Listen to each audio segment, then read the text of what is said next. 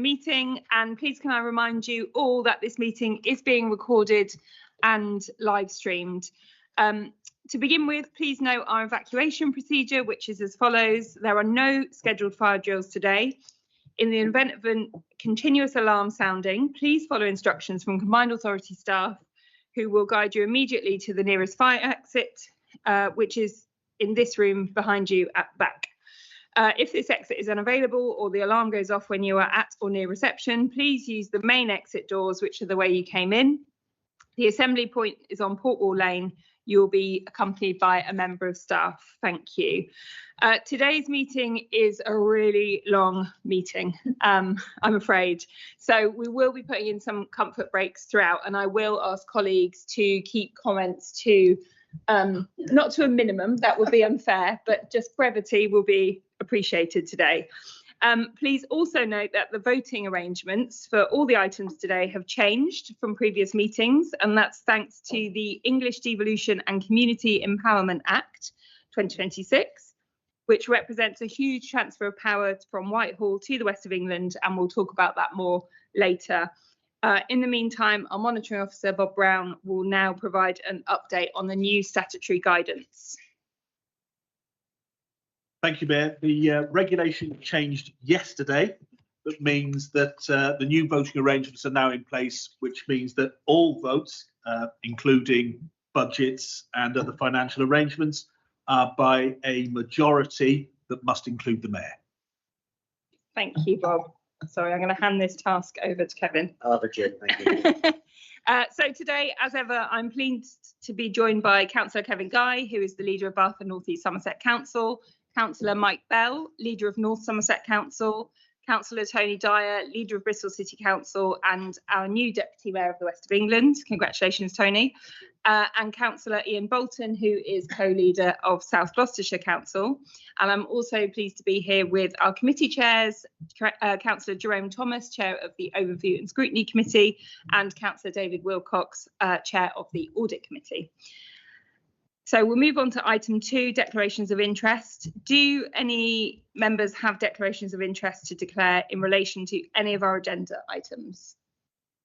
No. Okay, noted. Thank you. And item 3, minutes of the previous meeting. You can find these on pages 9 to 22 of your pack. The minutes of our meeting held on the 27th of March 2026 have been published.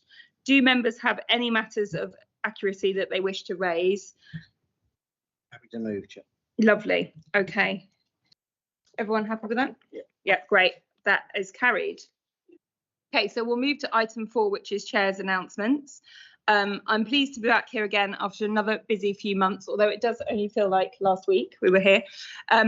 So today is an opportunity to focus on, as ever, this brilliant part of the world and everything that we are achieving together and everything that we are building towards here in the West of England. As we grow as a combined authority in every sense, it's vital that we take all of our communities with us. I'm pleased that we are one step closer to North Somerset Council joining us as a full partner after councillors voted to progress with joining the combined authority and after a supportive public consultation, and we'll talk more about that today. Last month was also special for me personally. It marked 1 year since I was elected as mayor. It has been a whirlwind, but I am genuinely very proud of what we've been able to achieve together in just that 1 year. We also launched our new Child Poverty Partnership Board last month, which I'm really proud to chair alongside Andy Street from Fair Share Southwest. The board brings together community leaders, experts from across the region around our shared ambition to build a better future for the tens of thousands of children in this region who are growing up in poverty. The board will track the delivery of our Child Poverty Action Plan, which is a key part of our growth strategy, and allow us to identify even more opportunities to pull every lever available to us, both regionally and nationally, to support families. One of our most important levers to tackle child poverty and connect more people to opportunity is to reduce the cost of living for families and children. That's why things like the new childcare checker tool being piloted by the Department for Education in our region is so important. Just like Kids Go Free, another key intervention to drive down costs for families across the region. And we also know that this universal offer has had the greatest impact in the areas that have needed it most. Research by the Brigstow Institute, Room 13 and Barton Hill Activity Club has found that giving kids free bus travel has opened up life across the region for those children who need it most, with 88% of parents saying that their children use the offer. So in mid-May, I was delighted to announce that Kids Go Free will return for the next 3 years during summer, Christmas and Easter holidays. And as we say in our growth strategy, the future does start here. The government then announced a scheme modelled on our regional offer, which will see 7.5 million children go free on the buses across England during this summer. This may well be the best thing that WECA has done to date, a simple but innovative idea announced in a South Bristol park last June, becoming a £100 million national initiative this August. I'm really genuinely very proud that we've inspired and made the case for something that will make such a difference to families across the whole country.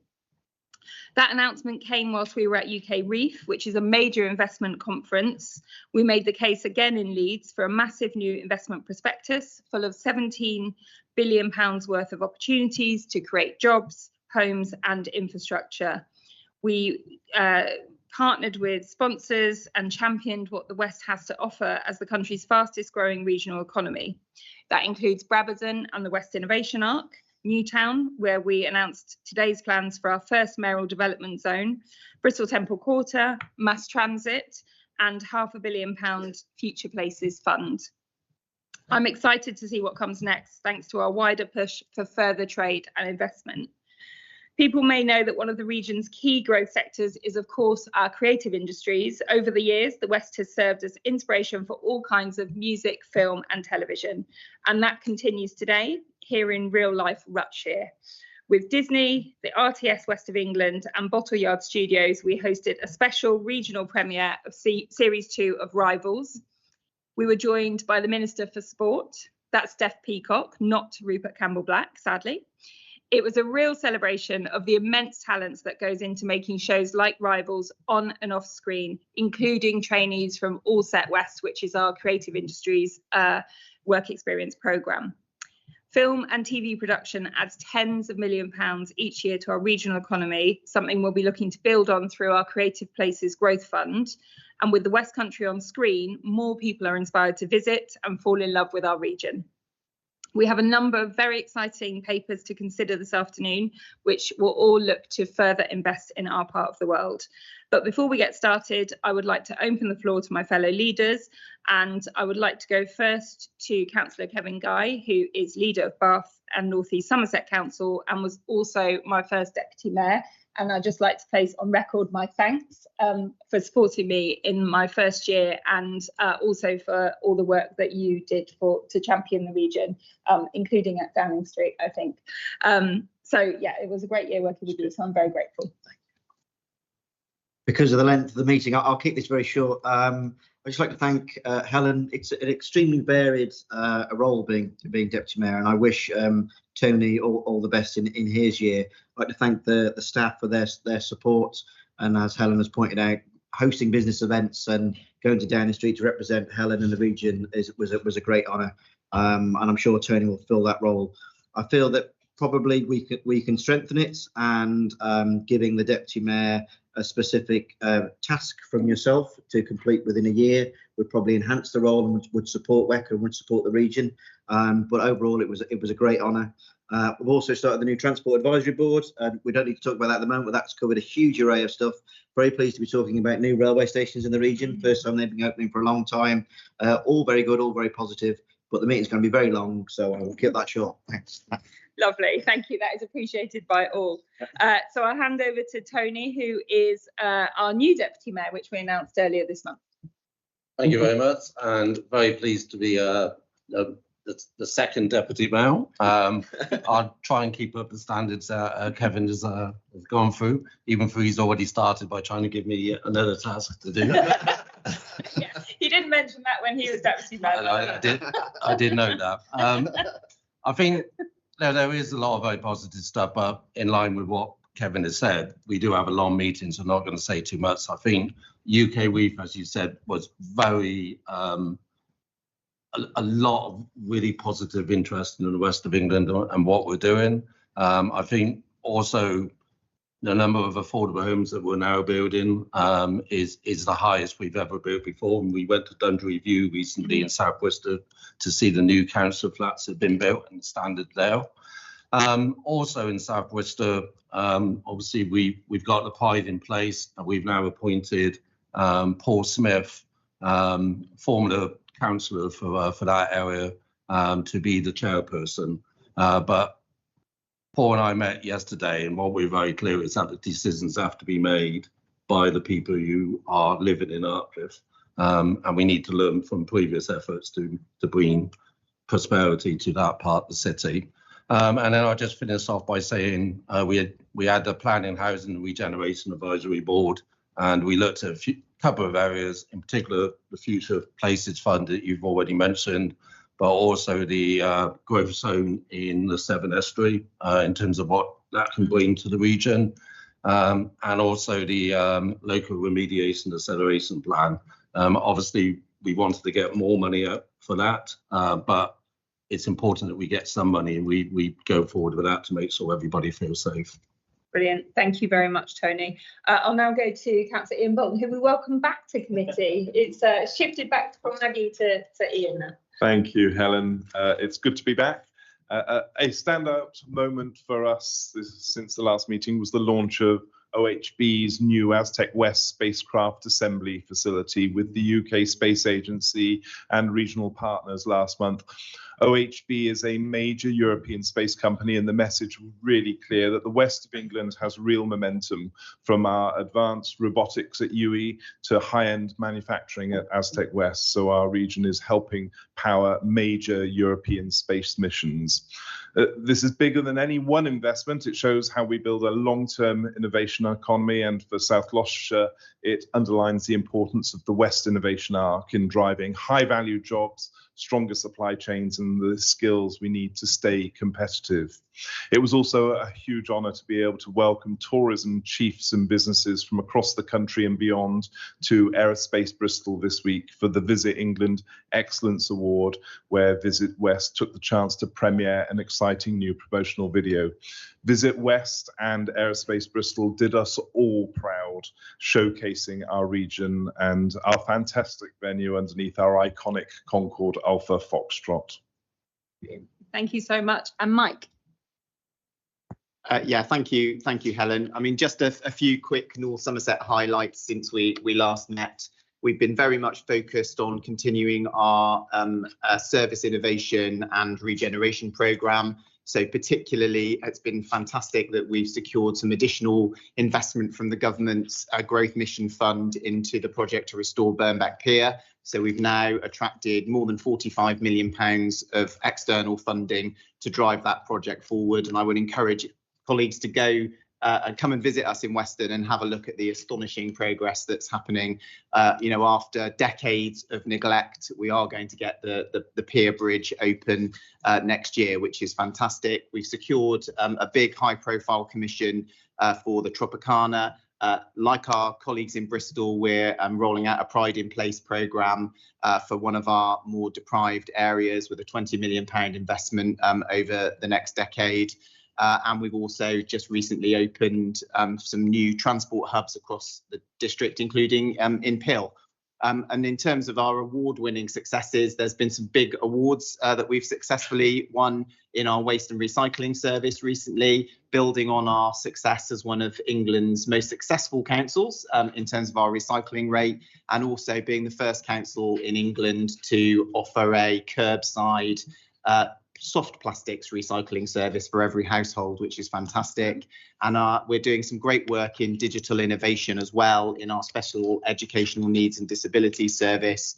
And again, the team has been shortlisted for 4 national awards. So great to see that sort of innovation recognised. I also chair the Environment Board on behalf of the Combined Authority, and we're due to have our second meeting next week. But what we are really focused on with the portfolio holders across the unitary authorities is really trying to focus on an action-orientated approach so that we don't just become a talking shop where we go around the houses in terms of some of the issues that are discussed in other places, but very much focused on how we can support the Mayor and the Combined Authority to deliver the kind of action that we need on the environment. Thank you. Brilliant. Thank you so much. Okay, so now we're going to move to item 5, which is items from the public.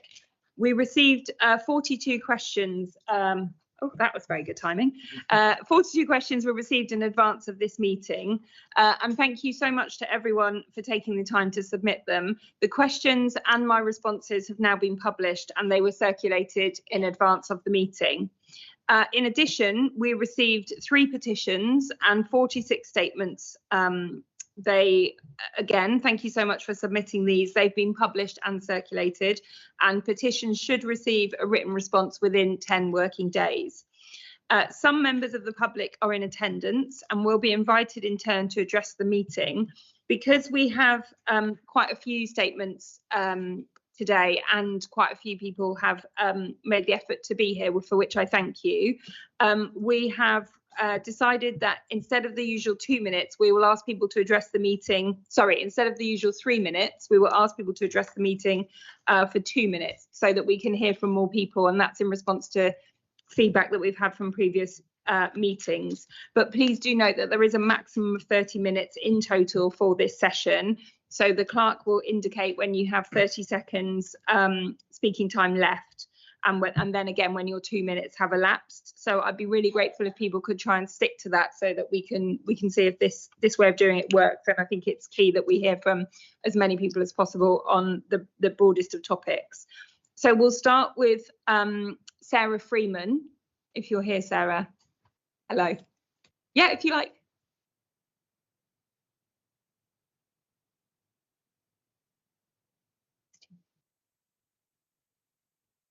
Can you hear me?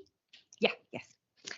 Yes, my name is Sarah Freeman and I'm a resident of Bitton in South Gloucestershire, and I want to talk about the WECA Strategic Greenbelt Assessment. I attended a South Gloucestershire Development Management Committee meeting regarding a planning in principle application on the A4175 of Cherry Garden Road, an area which is shown in table 4.1,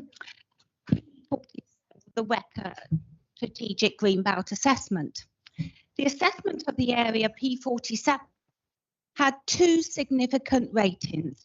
This land, however, has recently been granted a planning in principle permission by South Gloucestershire Council for 9 4-bedroom detached houses. These aren't affordable homes. What I'm concerned about is the fact that, considering WECA said this land played a significant contribution to the green belt, stating the A4175 was noted as making a clear separation between urban and rural areas, the South Gloucestershire Council has deemed otherwise. They state in their report, page 101, paragraph 5.12, the WECA SGBA records P47 as making a significant contribution to this purpose. Whilst noting this, it has considered that P47 is a much larger parcel than the application site itself, and they consider it as grey belt. I disagree with what they say. They are setting a precedent for other developers to use this. I am concerned the council are ignoring the WECA Greenbelt assessment and allowing developers to build in greenbelt land. I'd be grateful if you could help or assist in this matter. Thank you so much, Sarah. The next statement is from Stuart Phelps.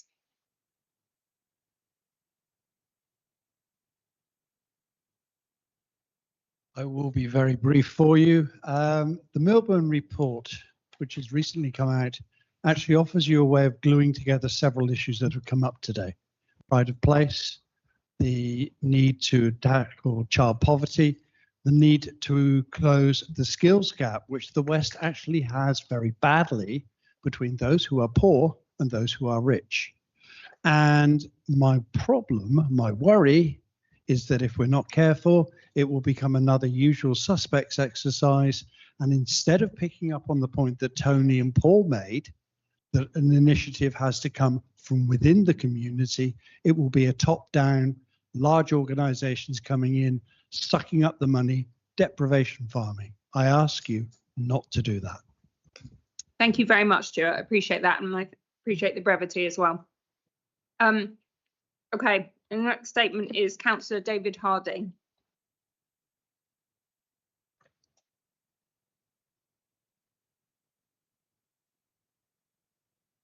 Thank you. I'm reading this statement as one of the ward councillors for the Chew Valley. I'd like to highlight that I'm very concerned that the once successful X91 route in and out of Bristol has had significant issues with the quality of service since WECA took over the management of this route and a change of operator to Eurocoaches. Chew Magna is the second largest village in my ward, our ward, and residents' use of the X91 service has been restricted because there is no longer a stop that can be used in the village by the bus going into Bristol, despite there being, in fact, many bus stops. In addition, I'm very concerned that in an effort to create a bus network across the area, WECA has failed to consult with local communities and not made use of the Chew Valley Sustainable Transport Group or us as ward councillors. Surely WECA should be speaking to important local groups and ward councillors as a matter of course over such vital community assets. Most recently, I've been told of a plan to cut Ubley, Compton Martin, West Hartree and East Hartree from the route in order to fund a new overly circuitous bus route that takes 2 hours to get from Bristol to Bath. I gather that this concept came with an external consultant, no doubt extremely expensive, who conducted a paper exercise rather than finding out what local people want. Local people want the X91, and the Chew Valley Sustainable Transport Group have proposed a sensible solution to covering a similar network footprint while still retaining the X91. Please listen to this suggestion and have the common sense to adopt it. Thank you. Thank you so much, David. And on the same topic, we've now got Jackie Head. Okay, so I'm also speaking for the Chew Valley. I can say I'm speaking for the Chew Valley because I have here a petition that's signed by over 1,000 people in the Chew Valley asking for the X91 to be retained. West Local was designed to empower local communities to research community needs, design new bus routes aligned to those needs, and then work with an operator of our choice to bring about the service and continually improve it over time. We have kept to our part of the bargain. In the 18 months we were overseeing the X91 service, we carried out 4 major surveys in our area. We held 3 large consultation events, presented to numerous community groups and attended local events as well as running our own.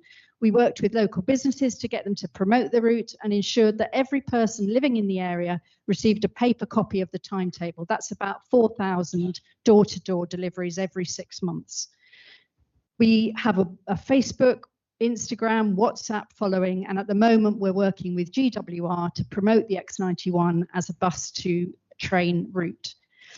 As a result, the X91 has been very popular. It came from nothing to something that really usefully serves 8 villages in the Chew Valley. So Mayor Godwin, I know you're a big fan of public transport and of buses. I know it matters to you that it's available to all and priced in a way that makes it possible for everyone to use. I know you value community engagement and creativity born in community. So please listen to our plea and intervene to help retain the X91 rather than following a plan consulted through a paper exercise and not through consultation. I want to keep coming to these meetings, but the reality is my village is one of the ones that will be cut off. So this may be the last meeting I get to. Wouldn't that be a terrible way to end my 6 years of campaigning for buses, including receiving an if I couldn't make it? But it's not about me. It's about 1,000 plus people who've signed here. And it's about all those statements that have been written by people from the Chew Valley. Brilliant. Thank you, Jackie.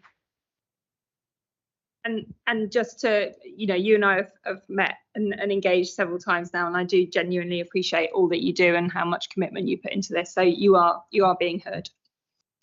Okay, next statement is also on the X91. There is a theme today, and this is Elaine Workman. Thank you. As a resident of the Chew Valley, I would like to raise my voice for the X91 Chew Valley Sprint bus. Last year, I needed to attend chemotherapy treatments for breast cancer in our wonderful BRI hospital in the centre of Bristol on a weekly basis. If it hadn't been for the X91 Chew Valley Sprint direct bus to Bristol, I would not have been able to attend these sessions. I'm not sure I would have been able to afford to get taxis. And even if I could, I'm not sure there's much availability of taxi firms in the Chew Valley rural area. The bus has been a reliable and safe space for me to travel on board, and the bus operator, the Big Lemon, as a CIC organisation, has offered exceptional customer service and care during this time, which was very important to me, especially at times I looked very noticeable in my headscarf. I still very much need to use this bus service, as although my cancer has completely gone, I'm still receiving treatment at the BRI. And in fact, the X91 has been a fantastic way of linking me to people and places as I work remotely. And working cafes in the city centre helps me not be so isolated during the working week. My ask is a simple one. We need this bus for the whole of the Chew Valley. It's the only bus network to Bristol we have, and it is so very important. Thank you. Thanks, Elaine, and I'm really glad to hear you're doing well as well. Thank you for coming in. Okay, the next statement is Christina Biggs. Christina Biggs from the Bristol Rail campaign. We very much welcome North Somerset joining WECA, and we already have our shopping list for you to consider. So one of the things we talked about is Uphill Village, which is just on the loop line as you leave the main line towards Weston-super-Mare, and that's really well positioned for the hospital, for the Locking estate. There's also the Western campus there and Uphill Village. Secondly, Nelson Backwell Station still needs improved disabled access, and then to the airport. We've got one suggestion, which is to use the Callington Road link to get to the airport, or obviously you can take it off the main line at Long Ashton. I understand both things are on the table. Please, let's see that happen. And accessing funds for the upkeep of Somerset levels. So I became aware of the issue when I went to the North Somerset meeting. They're very preoccupied with it. And as you can see, I did ask a formal question of WECA. I'm relieved to hear that you talked to Environment Agency and you can help maybe access Network Rail funds to help sort them out. Thank you. Thank you, Christina. The next statement is Helen Hughes. Hello, thank you. So my statement's about the proposed traffic restrictions in Southville. I submitted a question to the Overview and Scrutiny Committee for Monday and received a response. So my question was, given it is now widely known that Bristol City Council has and continues to cherry pick data in an attempt to prove a high level of through traffic in Southville, and that proof of such traffic is necessary to secure funding for the scheme there, which must include modal filters, can you clarify exactly what criteria you need to grant funding for a trial scheme in that area? The response included the following words: the authority does not apply a single traffic threshold or specific level of through traffic that would automatically secure or prevent funding. I interpret this as implying that there is no specific metric of traffic data necessary for the council to secure funding from WECA for low traffic neighbourhoods. Questions submitted by Matt Sanders to this committee for this meeting make clear that this response appears to be in direct contradiction to the Department for Transport statutory guidance, which states that for an LTN to be implemented, it must lead to a reduction or even removal of traffic, through traffic in an area. It's difficult to comprehend how funding could be granted to reduce through traffic when there is no proof that there is a problem that needs fixing. If WECA is following Bristol City Council in instead relying on subjective perceptions of levels of through traffic to implement major changes on our residential roads and a consequent upheaval for the lives of many, this would imply some worryingly arbitrary and potentially biased decision-making regarding the use of public funds. The response continued, funding rules do not require the use of any specific traffic management measures, which appears to further contradict the City Council's own clear statement that modal filters must be a part of the schemes. Further, the response was schemes must also comply with national design standards and consider a range of other factors, hints at the use of modal filters after all. The response to my question is therefore very confusing on several counts, and I would urge It's 2 minutes. I would urge WECA to resolve these contradictions and ensure that they are very clear about what they are funding here. Thank you. Thank you. Okay, the next statement is Councillor Christine Townsend.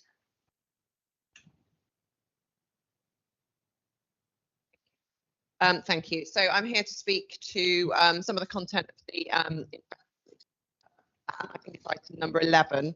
I'm particularly concerned, my concerns relate to the success measures and how they correspond with those legal responsibilities of the unitary authorities within WECA.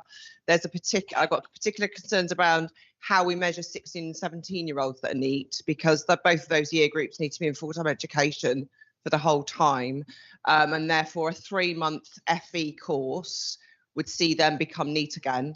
And the other group of young people that I'm concerned about are those that are 19 to 25 with an EHCP, because there's a lot of authorities, we have responsibility towards those young people as well. So I think what I'm asking of you, Mayor, is that your officers are able to hear what it is that the local authorities are saying to them that they need in order to make sure that the outcome successes that WECA are using correspond with those, that the local authorities already have, but also raise those expectations for those young people. I heard you, we were at the same event this week. I know we're on the same page with this, and it's just about trying to make sure that those outcomes are good measures of success for our NEET young people. Thank you. Thank you so much, Councillor Townsend. Okay, the next statement is Matt Sanders.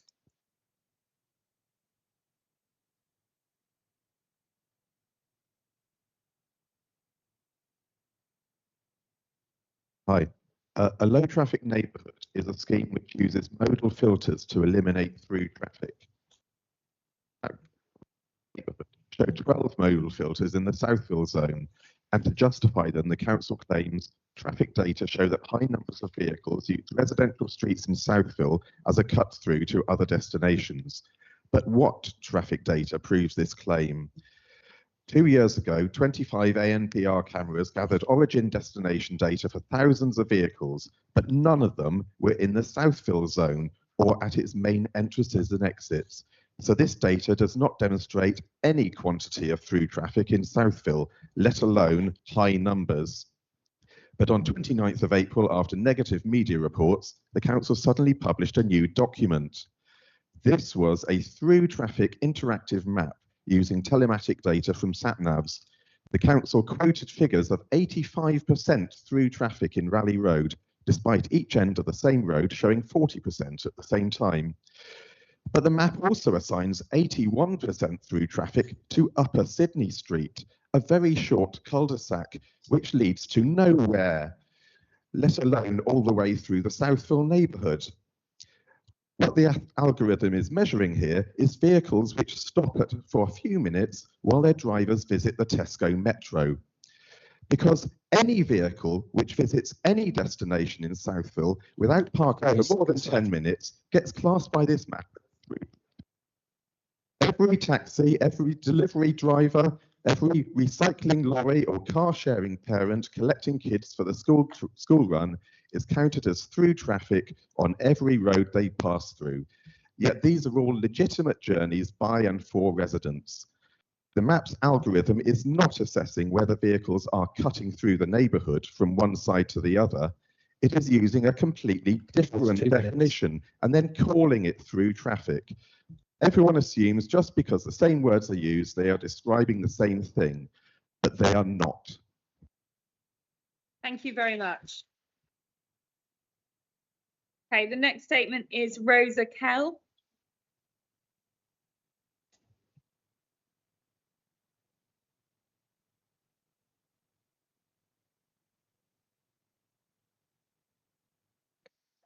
Hello, thank you very much for allowing me to speak. I will be very brief as well, given the time.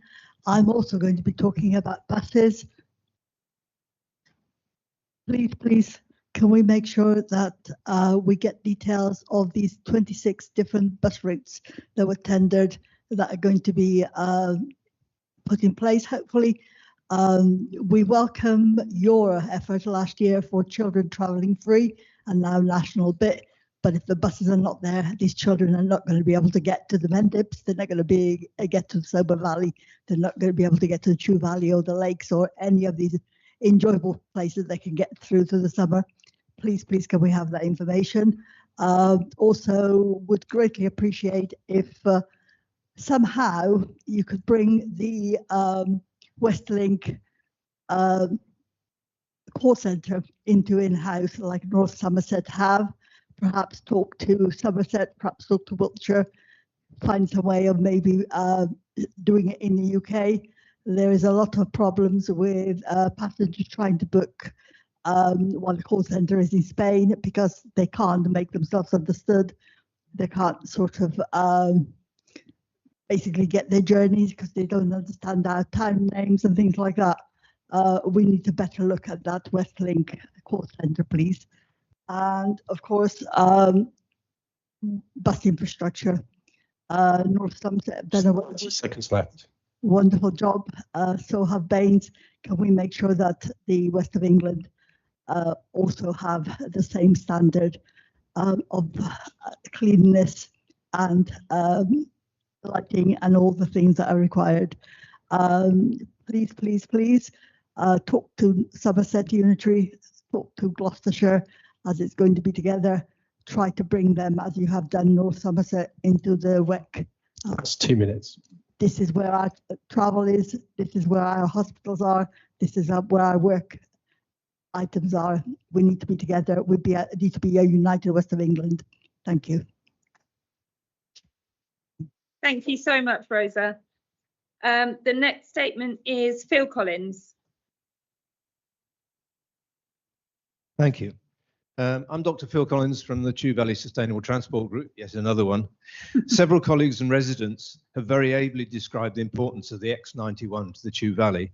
My full statement reminded the committee of the real people involved and the impact by this service and the importance of community engagement. Our group helped design, develop and run the X91 until April. Everything we do is based pragmatically on real data. It may feel like a group like ours is a set of people just trying to do good and that your professionals and consultants know more. In truth, our local knowledge enhances your understanding of what's needed if you will let it. Now to finish, because I'm going to try and keep it short, I know your jobs are difficult ones. There's always more demand than you can deliver. But sometimes there have to be decisions that can be made that successfully address local needs where the need is proven and quantified and that fit with the affordability envelope. Supporting the X91 unchanged and within the network scheme we have proposed for the people of the Chew Valley is, I believe, one of those. Thank you. And I think that is the last statement today on the X91. So I would just like to thank you all for making the effort to come in and for all the work that you do. It is noted and valued. Thank you. The next statement is Joe Sargent. Good afternoon. This is about buses again, surprise, surprise. We at Reclaim Our Buses very much welcome the expansion of the free fares for children scheme. It's really encouraging to see the uptick in bus use and the potential for greater independence and opportunity for the region's young people. What concerns us is that there are parts of the region that won't see these benefits and they are often where they're most needed. These are often in the more remote parts of the west of England in which buses are less frequent, bus stops are further away from people's homes and the lack of integration has a greater impact in terms of ticketing and fares. Aside from our usual call for a better model of bus service management, i.e. franchising, Reclaim Our Buses recommend enhancing free buses for children with improvements to services in the shorter term that could see real benefits for those living in transport deserts. So some examples here.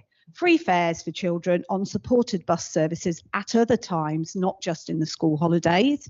That way they can get to main bus routes and pay just the £1 fare like other children living in the better served areas.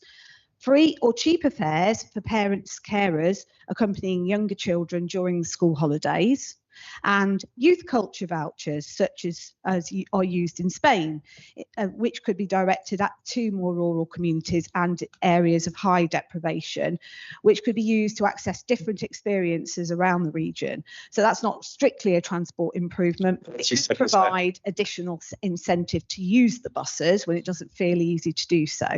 Would also say the strong case for changing some of the supported services so they run shorter shuttle type routes between transport hubs. This would improve their reliability and frequency. Some of the money that that's going into the draft local transport delivery plan, the 500 million, perhaps some of that could be spent on some of those changes rather than on private consultants. If some of that money was spent implementing the above improvements, the benefits would be felt by many residents within months rather than in years or decades. Thank you, Jo. And the next statement is from Councillor Fiona Gawley. Thank you. With the new supported bus network in North East Somerset about to go live, I want to reflect on the process and the positive outcomes that will benefit our residents. Since I was elected 3 years ago, I have observed a transformation in the relationship between WECA and the unitary authorities, particularly around my remit of rural buses in Baines. The past was marred by significant rural bus cuts, limited consultation, the imposition of schemes such as the birthday buses, which benefited urban residents, Westlink, which was mostly a disaster in Baines, and West Local, which was unfair to the volunteers who worked extremely hard to run their bus services, and unfair to the communities who couldn't participate because they did not have those volunteers. As a result, communities were stranded, residents were frustrated and angry, and in Baines we ended up with a patchwork, not a network of supported services. However, things are changing. Under the present regime, WECA is undoubtedly working better with UAs. Councillors' voices on behalf of residents are being heard alongside the mayor's. WECA officers have worked collaboratively with Baines officers and members to design a new rural bus network in North East Somerset. We have listened to councillors, campaigners and residents, as well as using connectivity data. We have planned new routes which we hope will meet our residents' needs better. It should be more equitable with fewer stranded communities, more frequent services and better timetables, connecting rural communities to Bath, Bristol, Midsummer Norton, Radstock, Keynsham and to each other. Westlink has a new operator and a better contract that allows fixed routes, fixed services to get children to school and people to work and to fill the gaps where there are no regular buses. I really hope that it works better than before. Once the tenders have been contracted, WECA and Baines need to sort out anomalies such as bus stops and some of the issues with Westlink. WECA needs a better mechanism to consult with councillors, residents and campaigners. One campaigner has suggested the WECA's bus plan consultation has shown it can be done. One campaigner has suggested that WECA has a fix my bus button on their website. The financial reality is that the cut in bus funding from government, we have had to do more with less. Therefore, it's a real achievement to have created a new bus network that should be better than it went before. The proof will be when residents learn about the new routes and start to use the buses from the 1st of August. Thank you, Fiona. And the next statement is from Caroline Dunn.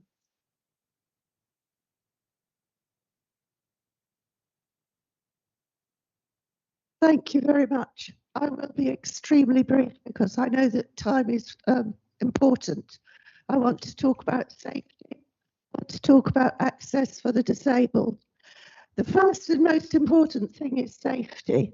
As I know you have the ear of central government, I would like you to bend it, please, because we have been moving from registered cars with very good, well thought out legislation, traffic legislation backing it up, to unregistered bicycles with no legislation.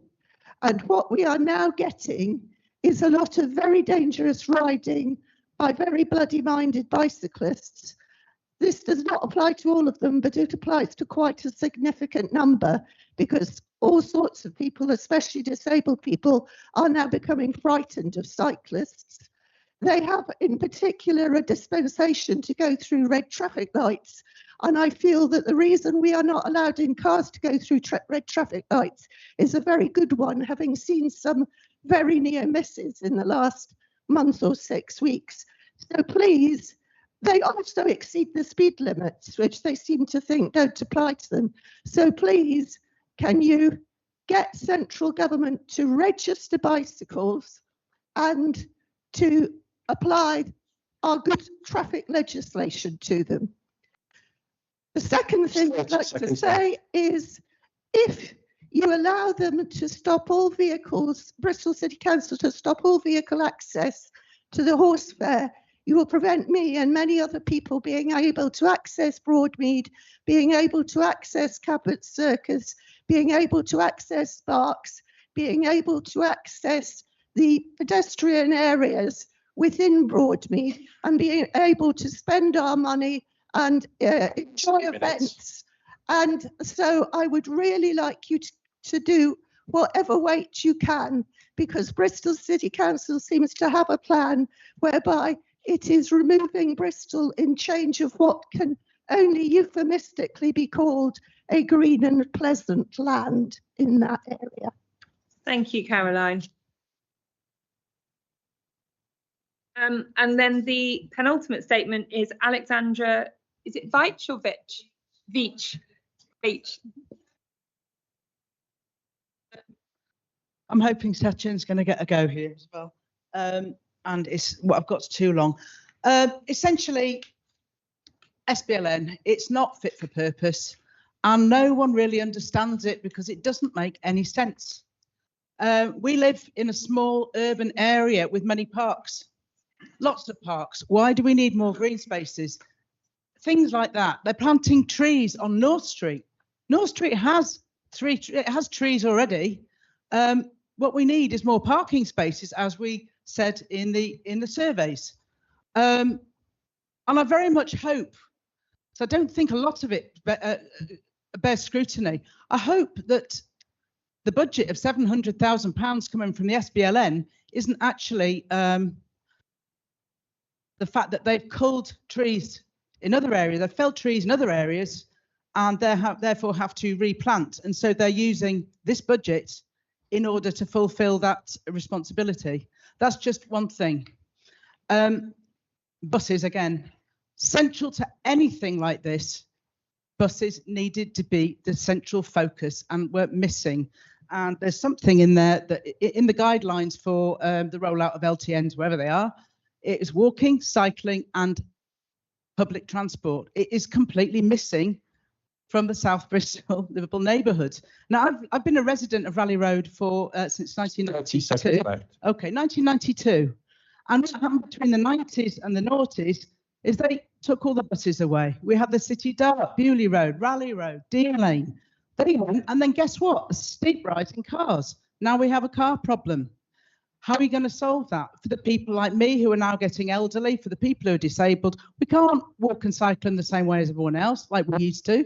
We need public transport, and it's just not there. Not more buses from Clifton. That's 2 minutes. Templemeads, I'm getting there, but we need one. There's not one from Templemeads to where we are, or even to Ashton Gate Stadium. Finally, the data and statistics don't add up. The testing, it's too piecemeal. It's not robust. It's not consistent. And lastly, Raleigh Road again, there was a statistic of 2,500 cars down Raleigh Road per day. Poppycock. It's nonsense. And I'm suspicious, I'm getting there, suspicious that there is statistics being wafted around that are being cherry-picked. And I just urge WECA, please can you scrutinise what Matthew was saying, what we're saying, scrutinise the data, the statistics, and actually the premise on which this is happening. Thank you. Thanks, Alexandra. Okay, and the final statement today is from Satyen Joshi. Thank you. So if I had to summarize my statement today, a good place would be from a quote from a German philosopher who once said that the strength of mind is measured by its ability to endure truths that do not align with its beliefs. Now, the relevance of this quote can be distilled or framed into a question to Bristol City Council's Highways Department, which is, do they have the integrity, the strength of mind to respect the truth of the SBLM consultation results, even though the results did not shape out in the manner in which they expected them to turn out. And just to put that in context, 70% of residents rejected the use of any model filters as a traffic intervention. More than 85% of businesses on North Street do not want the SBLM because of an impact on on trade. And that should be the end of that failed experiment. But instead, what we have is the head of BCC Transport going on Radio Bristol live and saying that he is committed. There's 30 seconds left. Still wants to retain it on. I appreciate that the ideological beliefs that they have, which contravene or in conflict with the results, but going against the will of the majority is tantamount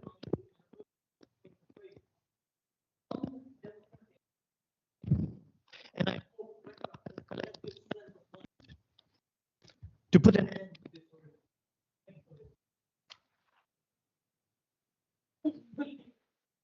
Thank you very much for that, and thank you so much to everyone who has come today to read their statements. They are all heard, and I appreciate very much you coming in. So that concludes this item. Thank you once again. The next item is comments from the West of England Combined Authority Overview and Scrutiny Committee. So I'd like to invite Jerome to address the meeting, but can I also just point out that there is a specific item for the annual report for the committee later on. So if you are able to keep these comments short, that would be appreciated. Thank you, Matt. I'll try and keep both comments short. I've also slightly lost my voice today. That's helpful. So we've given detailed written feedback in terms of overview and scrutiny from Monday. So I'll just highlight a sort of handful of points. The first, I think, is with the kind of master planning that we've got going on at the moment. I mean, the papers for this meeting include some master planning around Hicks Gate and around the good news around the kind of Brabazon and West Innovation Arc. And we've also got the spatial development strategy coming. And I think the key kind of message for you guys is making sure that local councillors and communities are kept on board and being as clear as possible about whether it's WECA's responsibility to do that or the unitary authority's responsibility to that. But the crucial thing is that level of consultation and engagement doesn't fall between the gaps. So that was the first item. I think that the second one is just picking up the increasing need. We've got 700 pages of papers for this meeting. It's quite difficult sometimes to see the wood for the trees. The auditors have commented on the need for a kind of greater operational focus for WECA. And Stephen Peacock's very clear about that need for kind of a dashboard of key performance indicators. And we as a committee have been requesting kind of reporting against a quarterly business plan. And Stephen, as chief exec, has said that's a priority for the organisation. We can be looking at that in the autumn. So we're kind of encouraged that we'll be able to look at that, and probably that would be appropriate with the audit committee as well. Two other items, the first of which was the Brownfield site paper. We welcome that funding. We didn't feel that the principles and objectives of that fund were quite clear enough within the paper, nor the kind of control mechanisms for distribution. So we very much appreciate that money under government conditions needs to be ready to be distributed quickly for very worthwhile purposes. But we need to make sure, again, that kind of accountability, transparency, that the fund is achieving what you want it to achieve is taking place. And then the final thing, which isn't mentioned in the papers, but it's treading through that minefield in the transport area. There's so much going on in transport, and in places there's reduced funding in some places, there's increased funding in others. As a scrutiny committee, we welcome the commitment for increased briefing sessions on a range of topics, whether it's supported buses, bus reform, TCR, and some of those big decisions and big applications to government will be taking place in sort of September, October. So there's a kind of a very crowded agenda, and obviously a lot of interest in getting some of these things right as well. So, we need organisationally, the authority needs to keep a kind of close eye on that and bring people with the authority, scrutiny, the community, and the unitary authorities. So that's our feedback there. Thank you very much. Lovely. Thank you very much, Jerome. Okay, so moving on to item 7, which is comments from the West of England Combined Authority Audit Committee. So I'll invite David to address the meeting, and same again, I know there's a report later on, so brevity is appreciated today. Thank you, Mayor. The Audit Committee reconvened on the 27th of April to debate and receive assurance and note on the following items. There was an information governance update. New legislation is being introduced about subject access requests and retention schedules. The Combined Authority received 175 freedom of information and subject access requests in 2025. This will become a regularly reported item. The Treasury Management Monitoring Report, Q3 25-26. The MCA has investment balances of £460 million, and in the last 2 weeks of the financial year, the MCA paid out £50 million, mostly in outstanding grant claims. Recent world events such as the Iran war have affected the pooled funds of over £51.9 million, reducing them by £3.5 million. The review of the reserves policy. The minimum recommended reserve position is 5% of revenue expenditure, indicating a suitable reserve of 8.7 million as a minimum. General reserves currently stand at 9.6 million pounds. The United Kingdom's Shared Prosperity Fund, the MCA used this fund to support multiple projects in the region, and the UK SPF ends in September 26.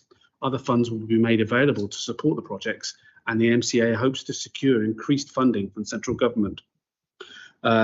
We also discussed the interim audit annual reports, which is coming later in the meeting, and we also discussed the forward work plan. We have a very busy plan over the next 12 months. We'll be considering the possibility of holding additional meetings to accommodate the committee's due diligence.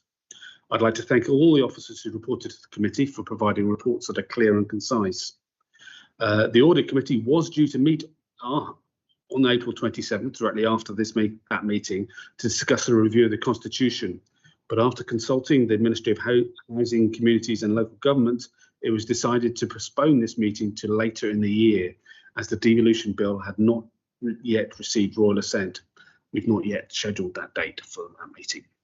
Thank you. Okay. Thank you so much. I really appreciate that. Okay, so we'll move on to our substantive business now. So item number 8 is the MCA Mayoral Budget Outturn 25-26, and that's pages 23 to 82 in the report pack. So this report represents the revenue and capital outturn for the most recent financial year. The report notes that the final outturn for our revenue budget for 25-26 is £174 million, which is £8 million lower than the current budget.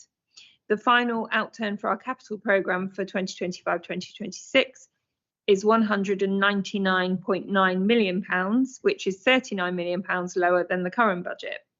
This shows that we have strengthened our financial resilience above the minimum recommended level, which will allow us to continue to deliver core projects across areas like the environment, economy and skills, transport, homes and regeneration, as well as strategy. This paper is just for noting, but I would like to open the floor to my fellow leaders to provide a comment if they would like. Ian. No, thank you. Kevin? Mike? Okay, lovely. There's one recommendation on page 23 for noting, so no voting is required. Are leaders happy that we note? Thank you. Super, thank you very much. Okay, moving swiftly on then to one of our big papers, item 9, which is the investment fund programme and grant assurance. That is pages 83 to 108 in the pack. And this paper provides an update on the overall investment fund programme and the headroom within that programme. These investment fund projects span a huge breadth of work in areas like climate and nature, sustainable transport, heritage and culture, and a significant cost of living intervention through our distribution hub. So before we get into the detail of the projects, I first wanted to highlight the progress made on the Bath Battery Museum, which has recently secured planning permission and will be a wonderful addition to the arts, tourism and the heritage sector, I think not just for Bath, but actually for the whole country. So that is an exciting development. Hopefully people will know that I'm very passionate about the distribution hub, which is a joint project with Bristol Charities, who operate across the whole region, not just in Bristol. It will act as a central site for redistributing surplus goods from businesses and public sector partners to those who need them most. This will be a vital lifeline for residents struggling to access basics like clothes, bedding, toiletries, furniture and baby products. And additionally, with Fair Share Southwest, the hub will also redistribute much needed food in an intervention that will jointly tackle food insecurity and waste. In 2024-25, they distributed a massive 664 tonnes of food within our region. As work on the distribution hub progresses, Fair Share Southwest will be able to use the hub's distribution network to broaden its reach and serve residents across the whole region, ensuring that no community is left behind, and work in partnership with the wider voluntary and community sector across the whole of the west of England. The projected impact of the hub's partnership working model is that 4.3 million meals will be provided over 10 years of operation, supporting nearly 28,000 residents across the region. So today we'll be seeking approval for a slight change in the way we sign off the full business case, given the speed at which the industrial market is moving, so that we can secure those premises. Another key project in the investment fund is the Nature Recovery Fund, which will invest £5 million of capital to help accelerate delivery of the local nature recovery strategy. The fund will focus on delivering projects that reverse biodiversity decline and connect our residents to habitats and beautiful natural landscapes. These will be developed with the West of England Nature Partnership, and the importance of these projects will again be underlined by next week's West of England State of Nature report.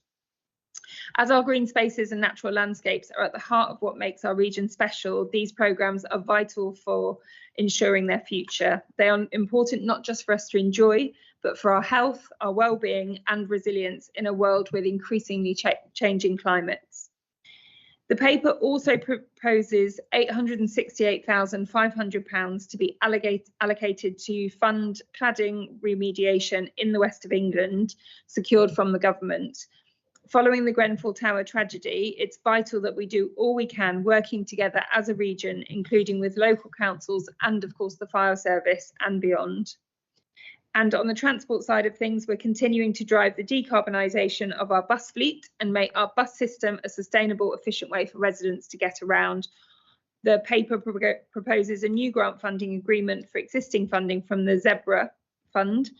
I recently saw the first green buses to serve Bath, including the West's first repower buses, which is where we've taken an old diesel bus and it's been converted into an electric bus. In fact, I even drove it, which I didn't know about in advance, so that was fun. But we've got the charging infrastructure now in the depot at Bath, and we've got 250 green buses will be serving the region's routes by the end of this year, and the electrification of the depots in Lawrence Hill and Hengrove also in train. So before we vote, I'd like to open the floor to fellow leaders in case there's anything in that I've missed. Let's start with Kevin. That was exceptionally good, Mayor. Thank you. Yeah. Nature Recovery Fund, you touched on there, the Nature Partnership. Some exciting proposals coming through there. Look forward to seeing them, including the Summer Valley and across Bath as well. You mentioned the Fashion Museum. Look forward to full business case coming forward in October. The distribution hub is an outstanding concept and fully support it. There are, you obviously mentioned the food share Southwest. Fair share Southwest. Put my teeth back in. There's some great projects in Bath. I think one of the issues with this originally, they thought it's going to be very Bristol based, and we had that conversation. I'm really pleased that it's not. It's a cross-regional organisation, so it has my full support with things like middle ground growers, which grow locally sourced food, which is so important in the current climate emergency that we're facing. So more than happy to support these recommendations. Thank you, Mayor. Wonderful, thank you. Tony. Thank you. I'll pick up on a couple of things. I think, first of all, the local remediation acceleration plan. I mean, let's get the slightly negative bit out of the way. I mean, no, we're happy to accept the allocation we received from Earth and government. However, we should acknowledge that it's not as much as we felt was needed, and the fire service obviously also said how much they felt was needed. And I think we will need to keep going back to government and hopefully get more funding for that. But I don't think that's unique to us. I think that's other areas have had the same situation. I think I'm looking forward to the progression of the distribution hub. It is clear from the reports that we've seen that there are families in crisis right across our region. And I fully welcome this board intervention into a failing market in order to support them. And I look forward to that coming to fruition. Nature recovery obviously is vital for restoring biodiversity and building resilience. The £5 million investment will be vital. We are in that situation where we are a growing region. We have the fastest growing regional economy in the country, but we also have, as you mentioned earlier, have large areas of green space and biodiversity that we need to protect. And being able to do that, this fund will help us and support us to carry on doing that. And then finally, I think it's just generally, when you look through this, there is so much that is happening and so much that is coming forward. And I think it does demonstrate a step up from where we were a year or even certainly 2 years ago. So it's good to see all this coming forward and much more in the papers to follow. Brilliant. Thank you, Tony. Mike, did you want to add anything?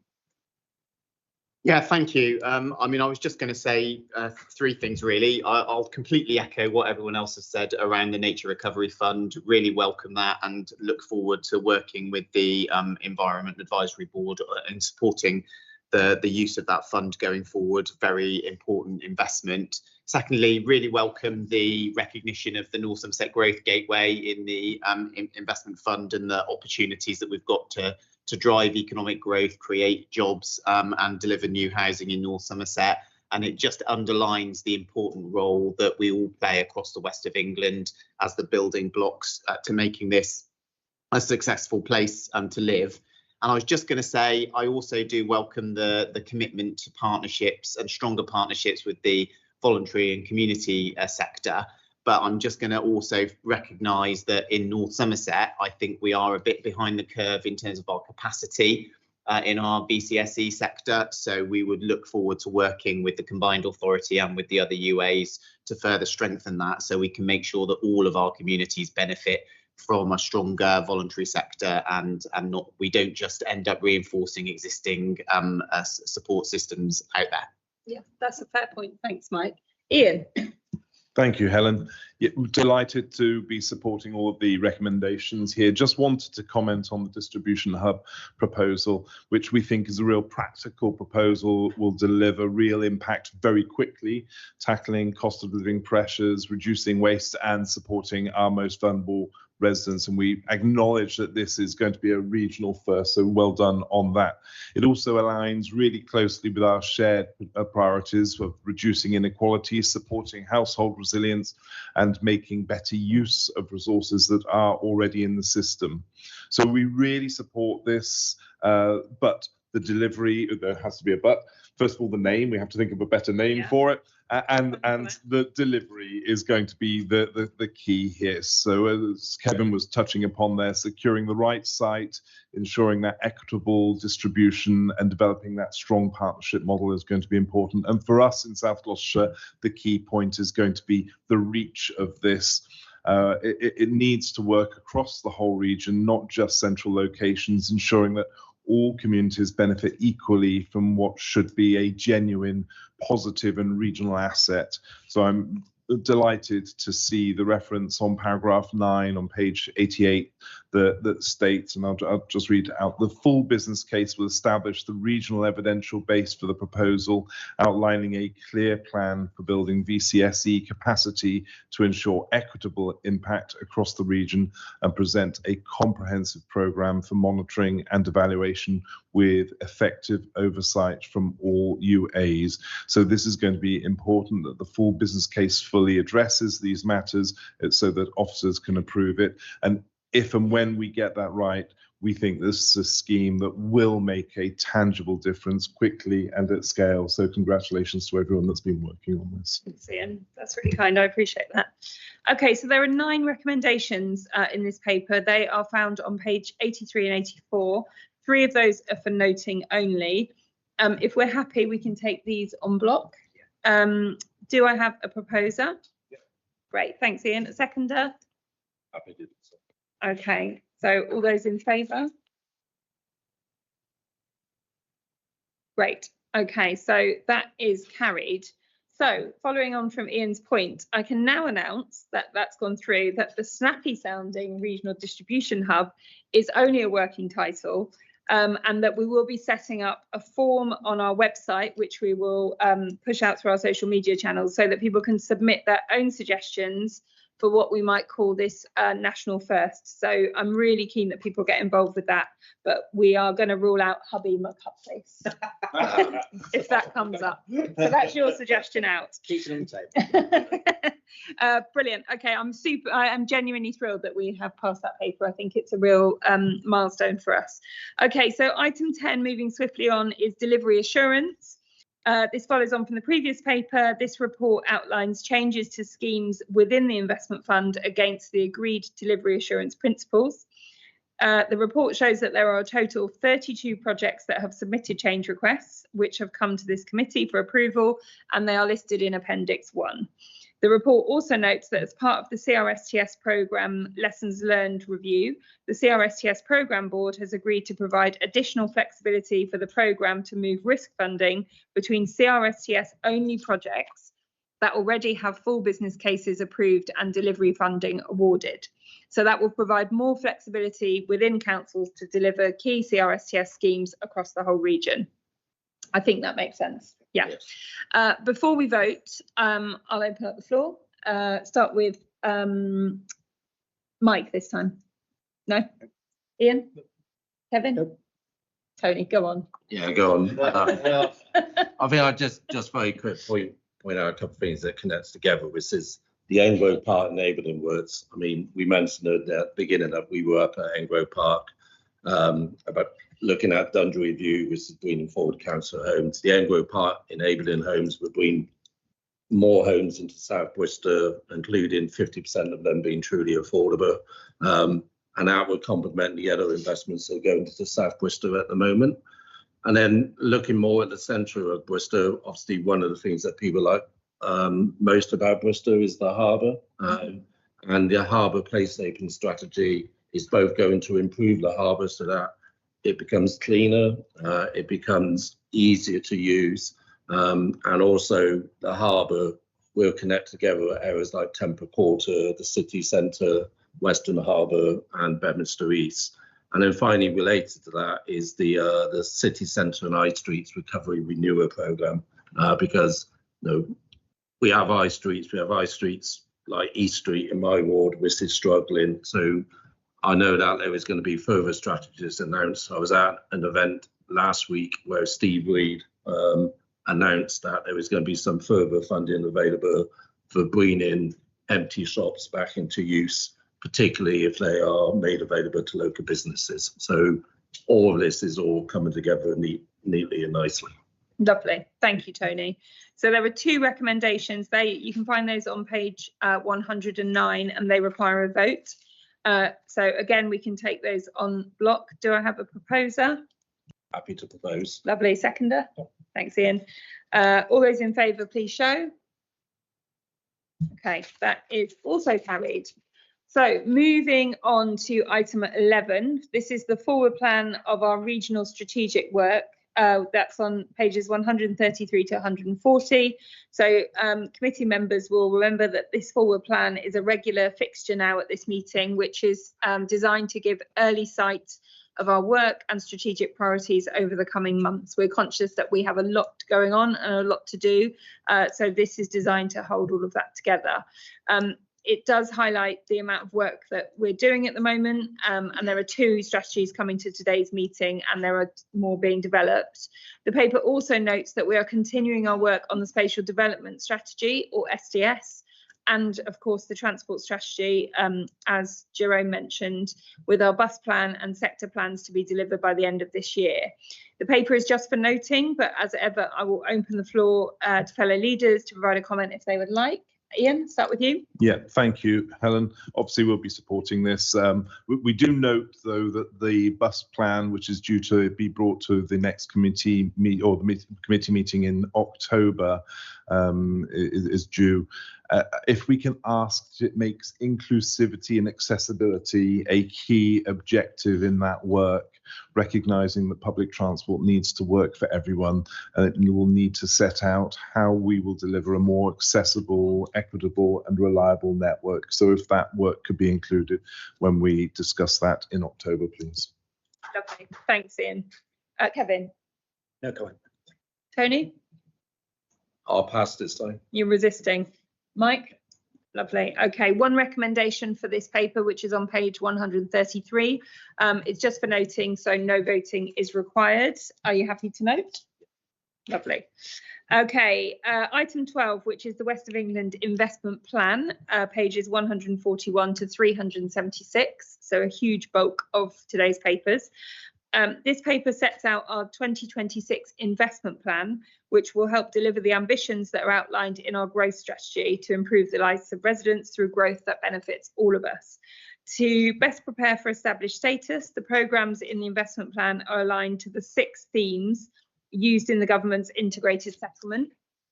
And this is really to get us used to this kind of language. So those 6 themes are adult skills and employment, economic development and regeneration, environment and climate change, health, wellbeing and public service reform, housing and strategic planning, and transport and local infrastructure.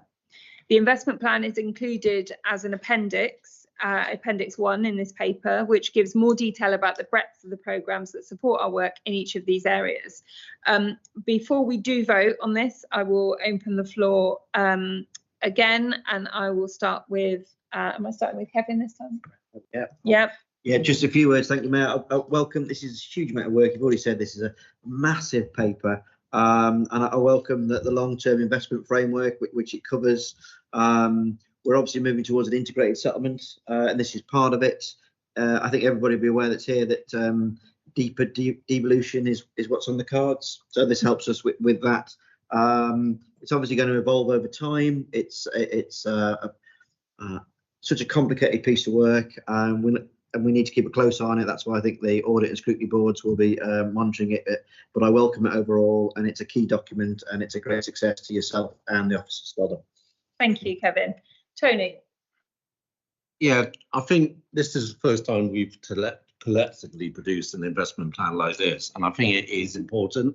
Investment is going to happen to this region. We are a thriving area, and we are putting that message out to more people. So it's important we have investment plans. So when people do want to come and look at investing in the West of England, that we're able to direct them in the right direction, and also make sure that they are aware that we have expectations from them as what they are expecting to get from us as well. So I think it's a very mature way of progressing. As you mentioned, it's the way we have to start working as we progress further as a combined authority. We want to be on that top table. We want to bring the jobs, the opportunities for our residents, and by having an investment plan, we can ensure that it's directed in the right way. Brilliant. Thank you, Tony. Mike? Yeah, thank you. And this obviously sits alongside the growth strategy, doesn't it? And is a good partner to that. And I agree with what colleagues have said about we're on a journey, aren't we, in terms of this as our first attempt, and I think it's a good start. I think the two questions or concerns I've got is, firstly, how will we go about prioritising, because there is a lot in here, isn't there? You know, we've literally got hundreds of pages of ambitions, and I think we need to be clear with our communities about how we'll go about prioritising against some of those things.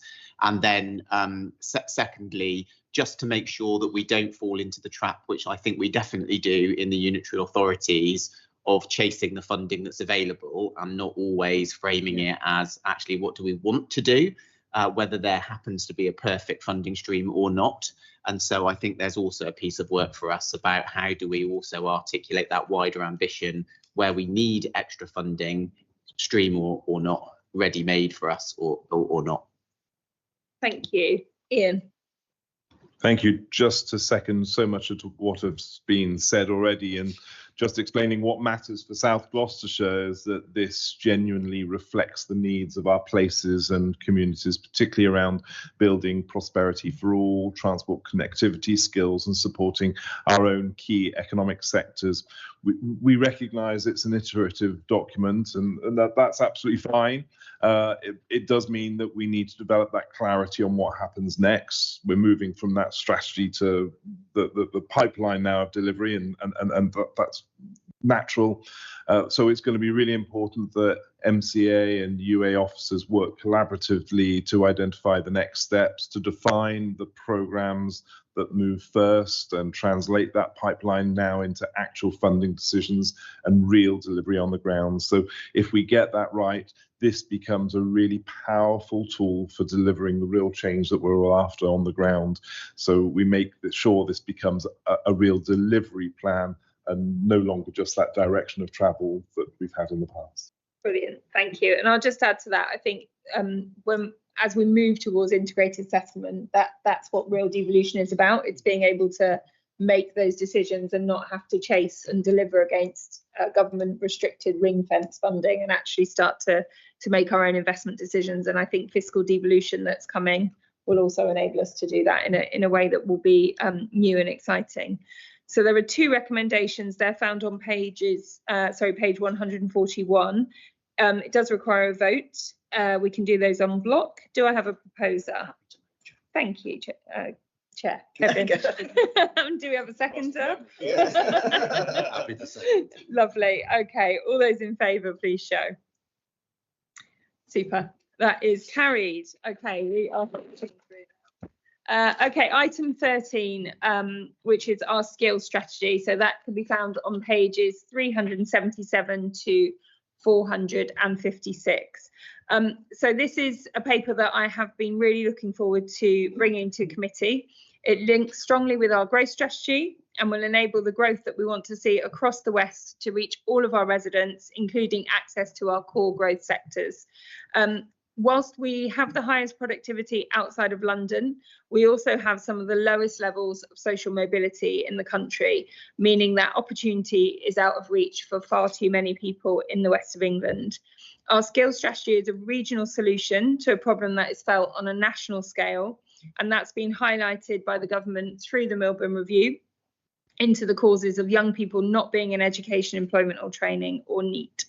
Every young person has the talent to contribute, and every young person should have an opportunity to learn or earn and find their place in our part of the world.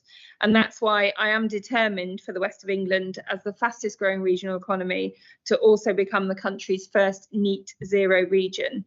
The Westback, which is our new work readiness qualification, will help young people engage with the world of work sooner. I'm really pleased that both Alan Milburn and Peter Hyman have endorsed our skills strategy in the past couple of days, and it does reflect the key transition points in a person's life where we can best target support as a combined authority. So we've split it into supporting young people, breaking down barriers to work for adults, and also providing lifelong learning in an ever-changing and complex world. The West of England must be somewhere that everyone can build a good life for themselves and for their family. And that's why I'm committed to building a system that allows each and every one of us to thrive.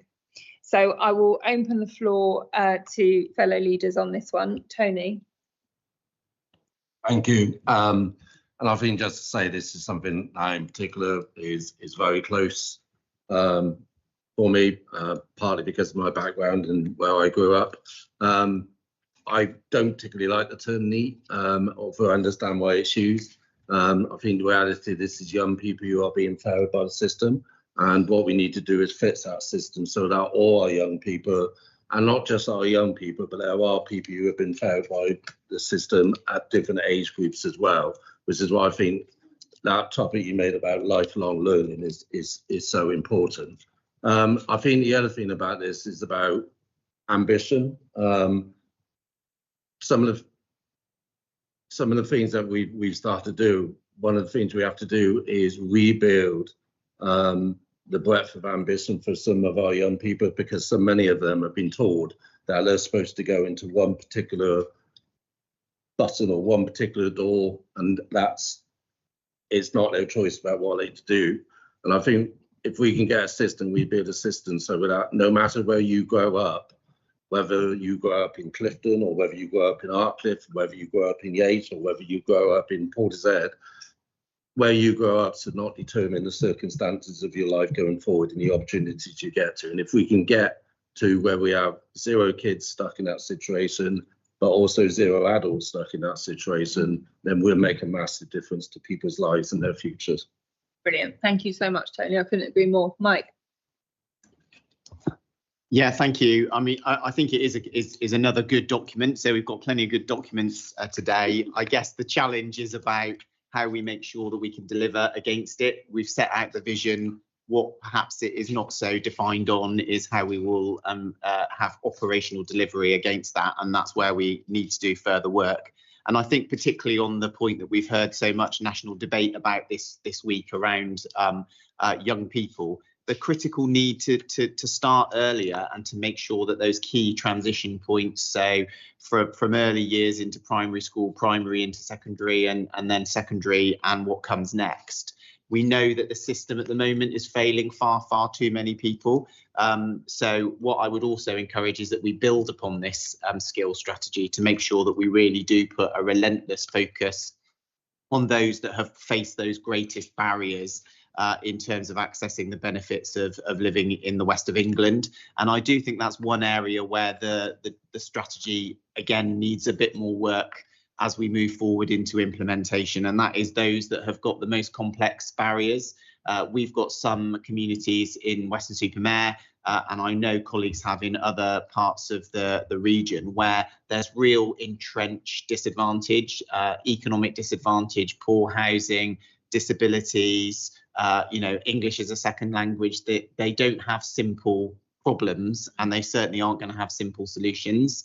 And I think we do have to think about how we do more to really target those who, let's be honest, drive most of the costs and most of the challenges in our society, and how we can help those people to make the most of their lives and to access the benefits of the skills that we're hopefully going to deliver through this strategy. Thank you, Mike. Ian. Thank you. As Mike in North Somerset was saying, we see the challenge again is going to be delivery.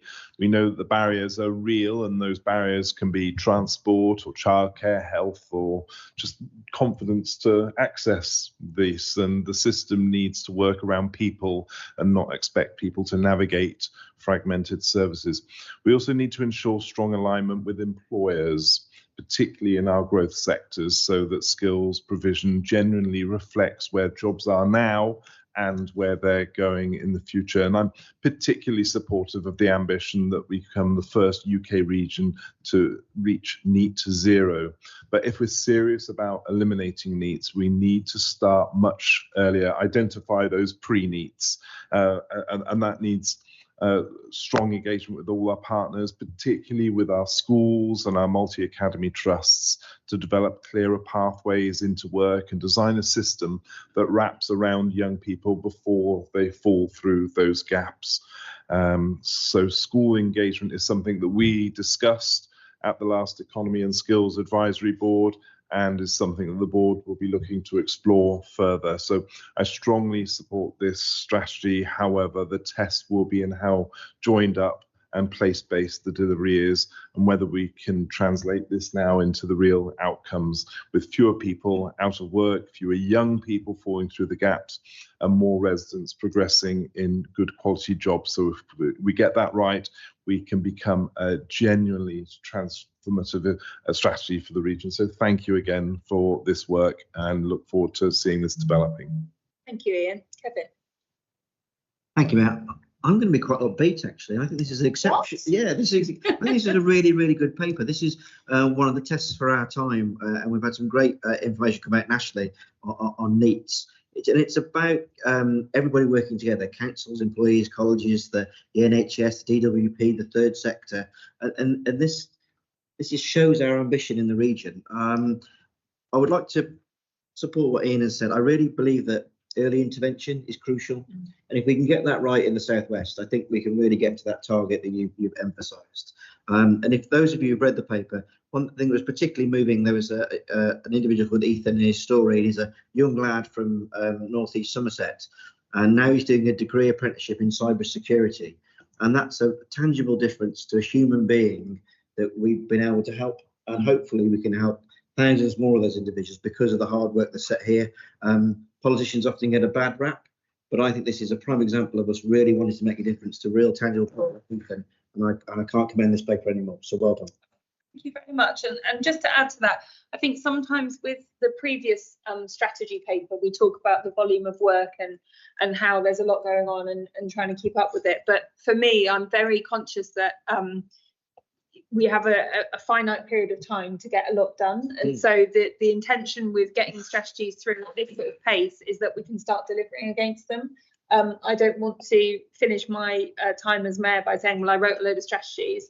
I want to achieve what we've set out to achieve via those strategies. So I appreciate there's a lot of churn and there's a lot of ask on officers across all of the UAs to really push this work through.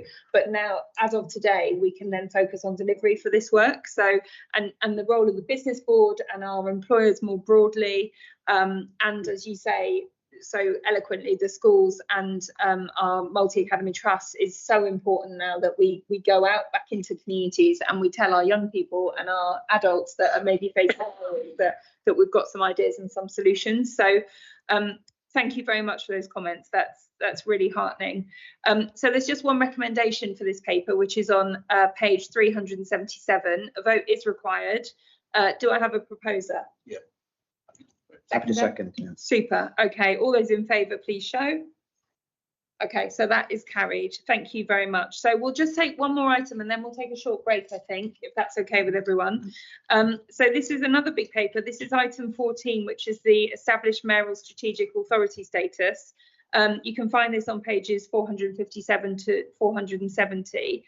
This paper outlines our proposal to make a formal application for established mayoral strategic authority status, quite a mouthful, which would be a huge step forward for this combined authority. And I think this is genuinely a very important moment.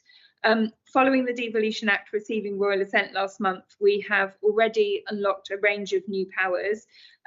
Achieving established status will allow us to access the highest level of devolution and would mark an unprecedented further shift of power to the West Country from Whitehall.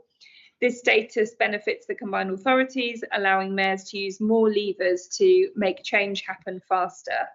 The most significant advantages are highlighted in the paper, but some of them include an integrated settlement, as we've already touched on, which would give a more flexible, certain and simplified funding landscape.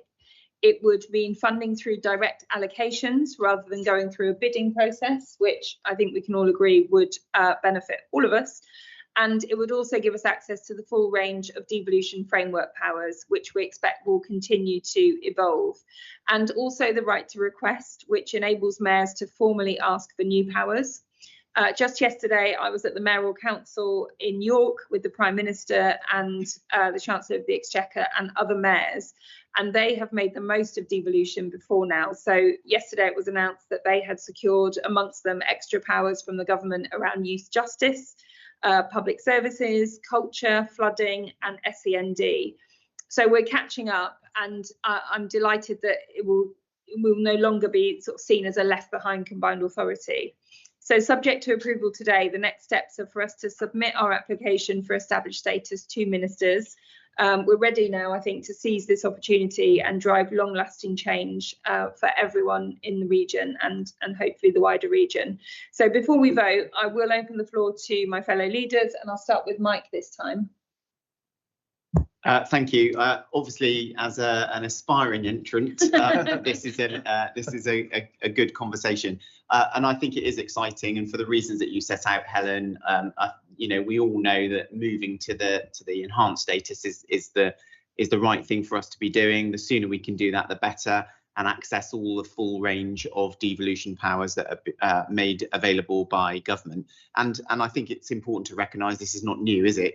This is a direction of travel that has been happening for some time under successive governments. And so, frankly, as a region, we've got to get with the programme and make the most of it, haven't we?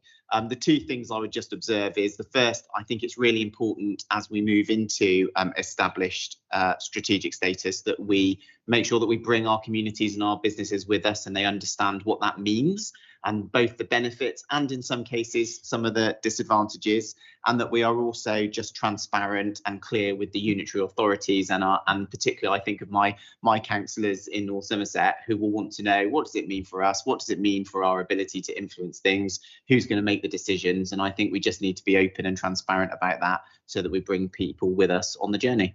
Brilliant, thank you. Ian. Thank you. Yeah, the proposal is clearly a significant opportunity for the West of England, and the prize here is that greater flexibility, particularly around long-term investment, skills, transport and housing, so we can better align our decisions with local priorities and accelerate that delivery that we're all eager to do. We recognise that with that opportunity does come some responsibility, quite some responsibility. We need to be confident that the move to establish status strengthens governance, not just scale. It ensures that all of us as constituent councils retain our strong voice and that decision making remains genuinely collaborative and transparent as it has been here. We also need to ensure that the additional powers translate into those real outcomes that you've touched upon, with better connectivity, more homes in the right places, stronger local economies, and improved opportunities for our residents. So pleased to support this ambition and the direction of travel with that focus now on how this works in practice, how those powers are exercised, how funding is deployed, and how we ensure the benefits are felt across all of the region, including, of course, South Gloucestershire. Brilliant, thank you. Kevin. Yeah, very quickly, Mayor, congratulations on fast tracking this. It's a great achievement, well done. One key thing I think we need to stress from out of this is that it's the flexibility point. Most people do not have a clue how pots of money from central government have been ring fenced and you can only do this with it. People get really frustrated. Why aren't you doing that? Why are you spending millions over here? What I would stress is this gives us that flexibility to be able to deliver real priorities for local people. And we just need to make sure we do that. Yeah, agreed. Thank you. And last but not least, Tony. Thank you. I think what I say is that in the past, and I don't just mean the recent past, is often felt like the conversation was always about, I don't want to upset my colleagues elsewhere, but it always seemed to be either London or the North or London. And I think sometimes it felt like our region was being overlooked in Westminster. I think I said at the beginning, we need to be on the top table. We need to be in that position where we get in the integrated settlement, where we can unlock more funding to come to our regions, to our region. And I think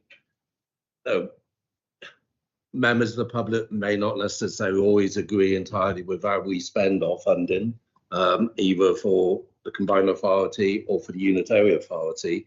But with those spending decisions being brought closer to the people who are affected by them, at least people will have the opportunity to come into places like this and make those feelings known. It's a bit hard to go all the way up to the Houses of Parliament to make your feelings known in the same way. So I think this is a much needed and much worked on way forward, and I look forward to us getting to that establish Mayoral strategic authority status, and maybe we should put up a naming thing for that as well. I really don't think we should. That would be terrifying. Okay, thank you, Tony. There's one recommendation for this, that's on page 457. We do require a vote on this item. Do I have a proposer? Thank you. And seconder? Yep. Okay, all those in favour, please show.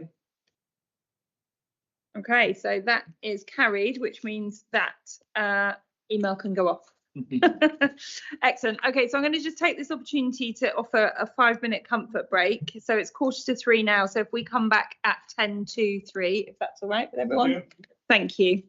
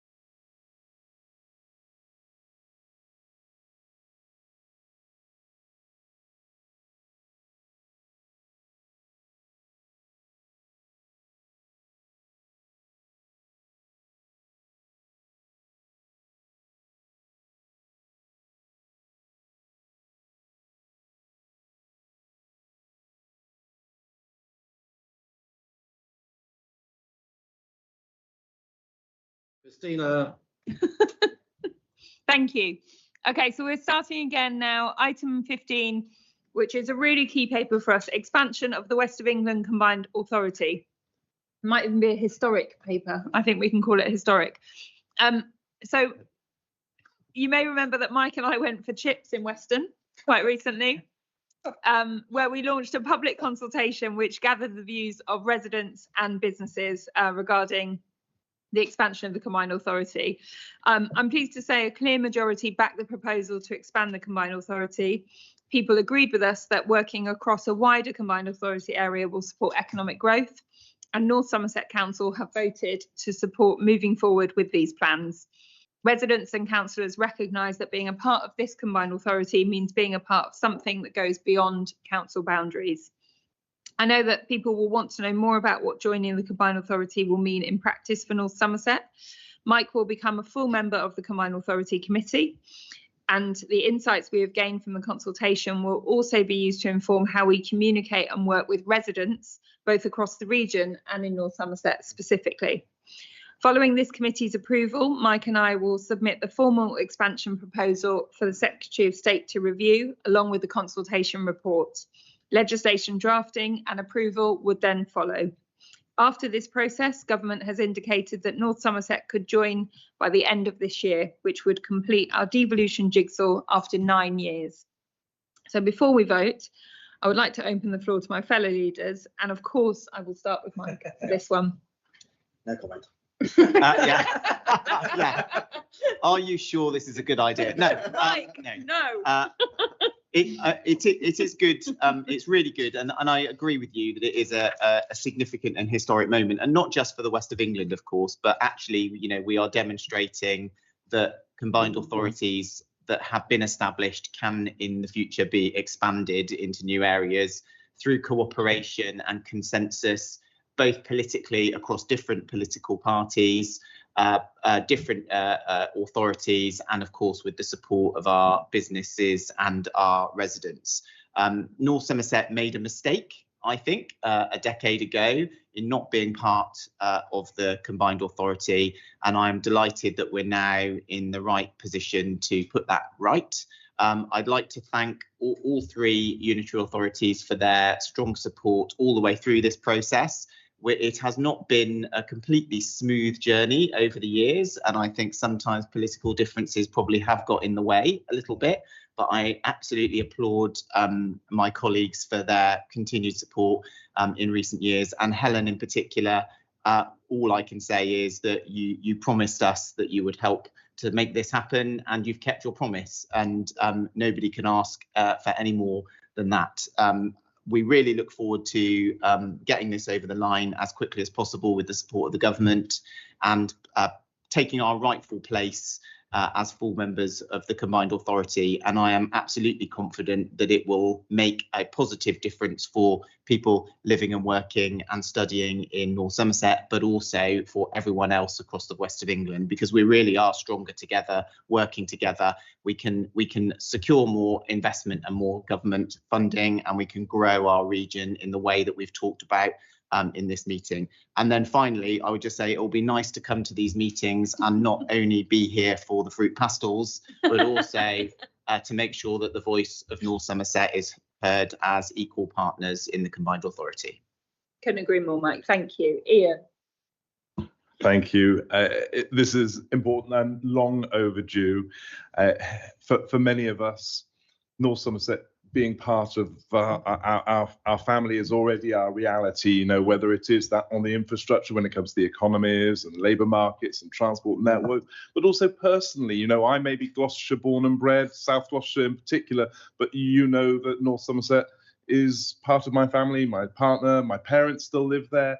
And that's not an unusual reality for people in this area. So bringing North Somerset into WECA strengthens that collective voice. It recognises that reality. It creates a more coherent geography for investment, importantly. It helps us to deliver joined up solutions on growth, housing, and our transport network.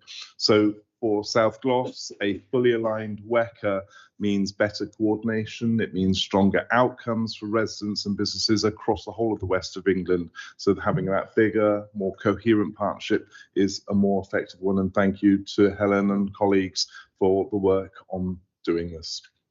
Thank you, Ian. Kevin. Yeah, thank you, Mayor, and I'd like to welcome another part of Somerset to the committee. Always welcome. Baines voted recently to fully support this idea. It's long overdue, as Mike has said. We live in a world where hatred and division is quite common at the moment. There's a lot of vile rhetoric that goes around. I think this is an example of us at collaborative work together, coming together, giving a vision of hope over hate for the west of England is exactly what this is all about. So fully welcome North Somerset, and we look forward to working with you. Thank you, Kevin. Tony. Thank you. And yeah, I mean, I agree with what's been said before about this being long overdue. I mean, where I live, it's a 10-minute walk, and I'm in North Somerset, and it always seemed a bit after that meant I was leaving the West of England Combined Authority. It's also very good to see another largely Worcester City supporting part of the country during the Combined Authority. But more seriously, I mean, if you look at the links between North Somerset and the West of England, it's an integral part of our economic area. It's an integral part of our travel to work area. It makes sense for North Somerset to be in the West of England Combined Authority, and it now means that the sum of our parts is even stronger. Brilliant, thanks, Tony. And yeah, I think that family point is key, because this does bring in my it gives me a few extra votes because my sister's in North Somerset, so I'm thrilled about that. Don't know if it'll be enough. That's not what you told me. Brilliant. Okay, well, look, I'm really glad that we've taken that paper in the spirit that we should, which is with real joy and enthusiasm for this, because I think this is a really significant moment. So we've got two recommendations on page 471. Of course, there is a vote required on this item. We can take these en bloc. Do I have a proposer? Happy to propose. Lovely. Seconder? Yes. Super. Okay, all those in favour? Wonderful. So that is carried. That's a real moment. Thank you, Mike. Super. Okay, thank you.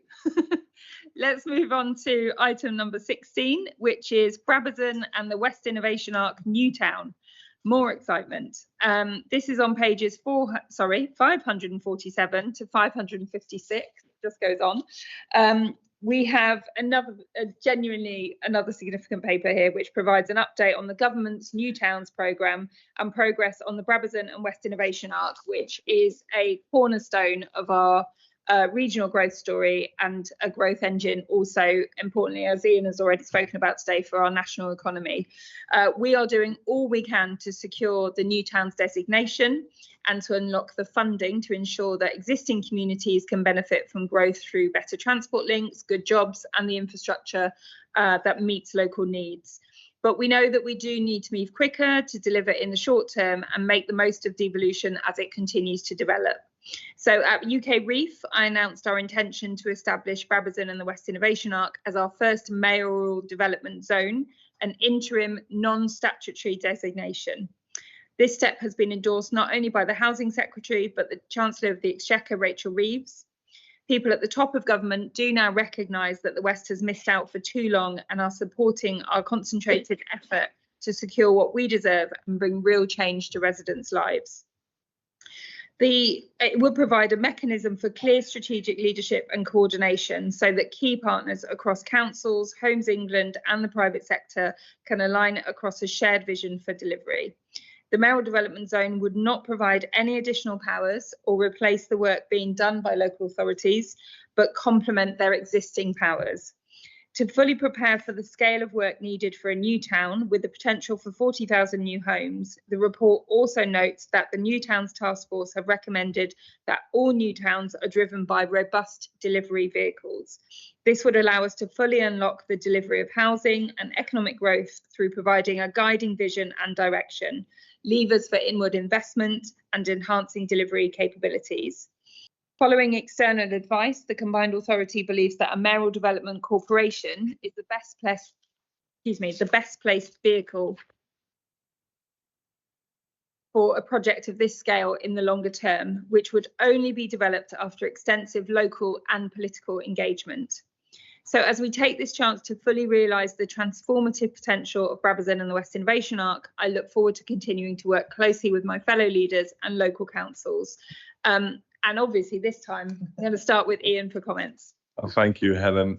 It's impossible really to understate what a significant opportunity this is for particularly South Gloucestershire, with Brabazon and the West Innovation Arc at the heart of this growth geography. Being part of the National New Towns programme gives us a real opportunity to unlock housing, jobs and infrastructure at an unprecedented scale for us, but only if we move at pace and with clarity. So we're delighted to support the direction of travel, including that potential move to a mayoral development zone and the creation of a joint delivery team to drive this forward.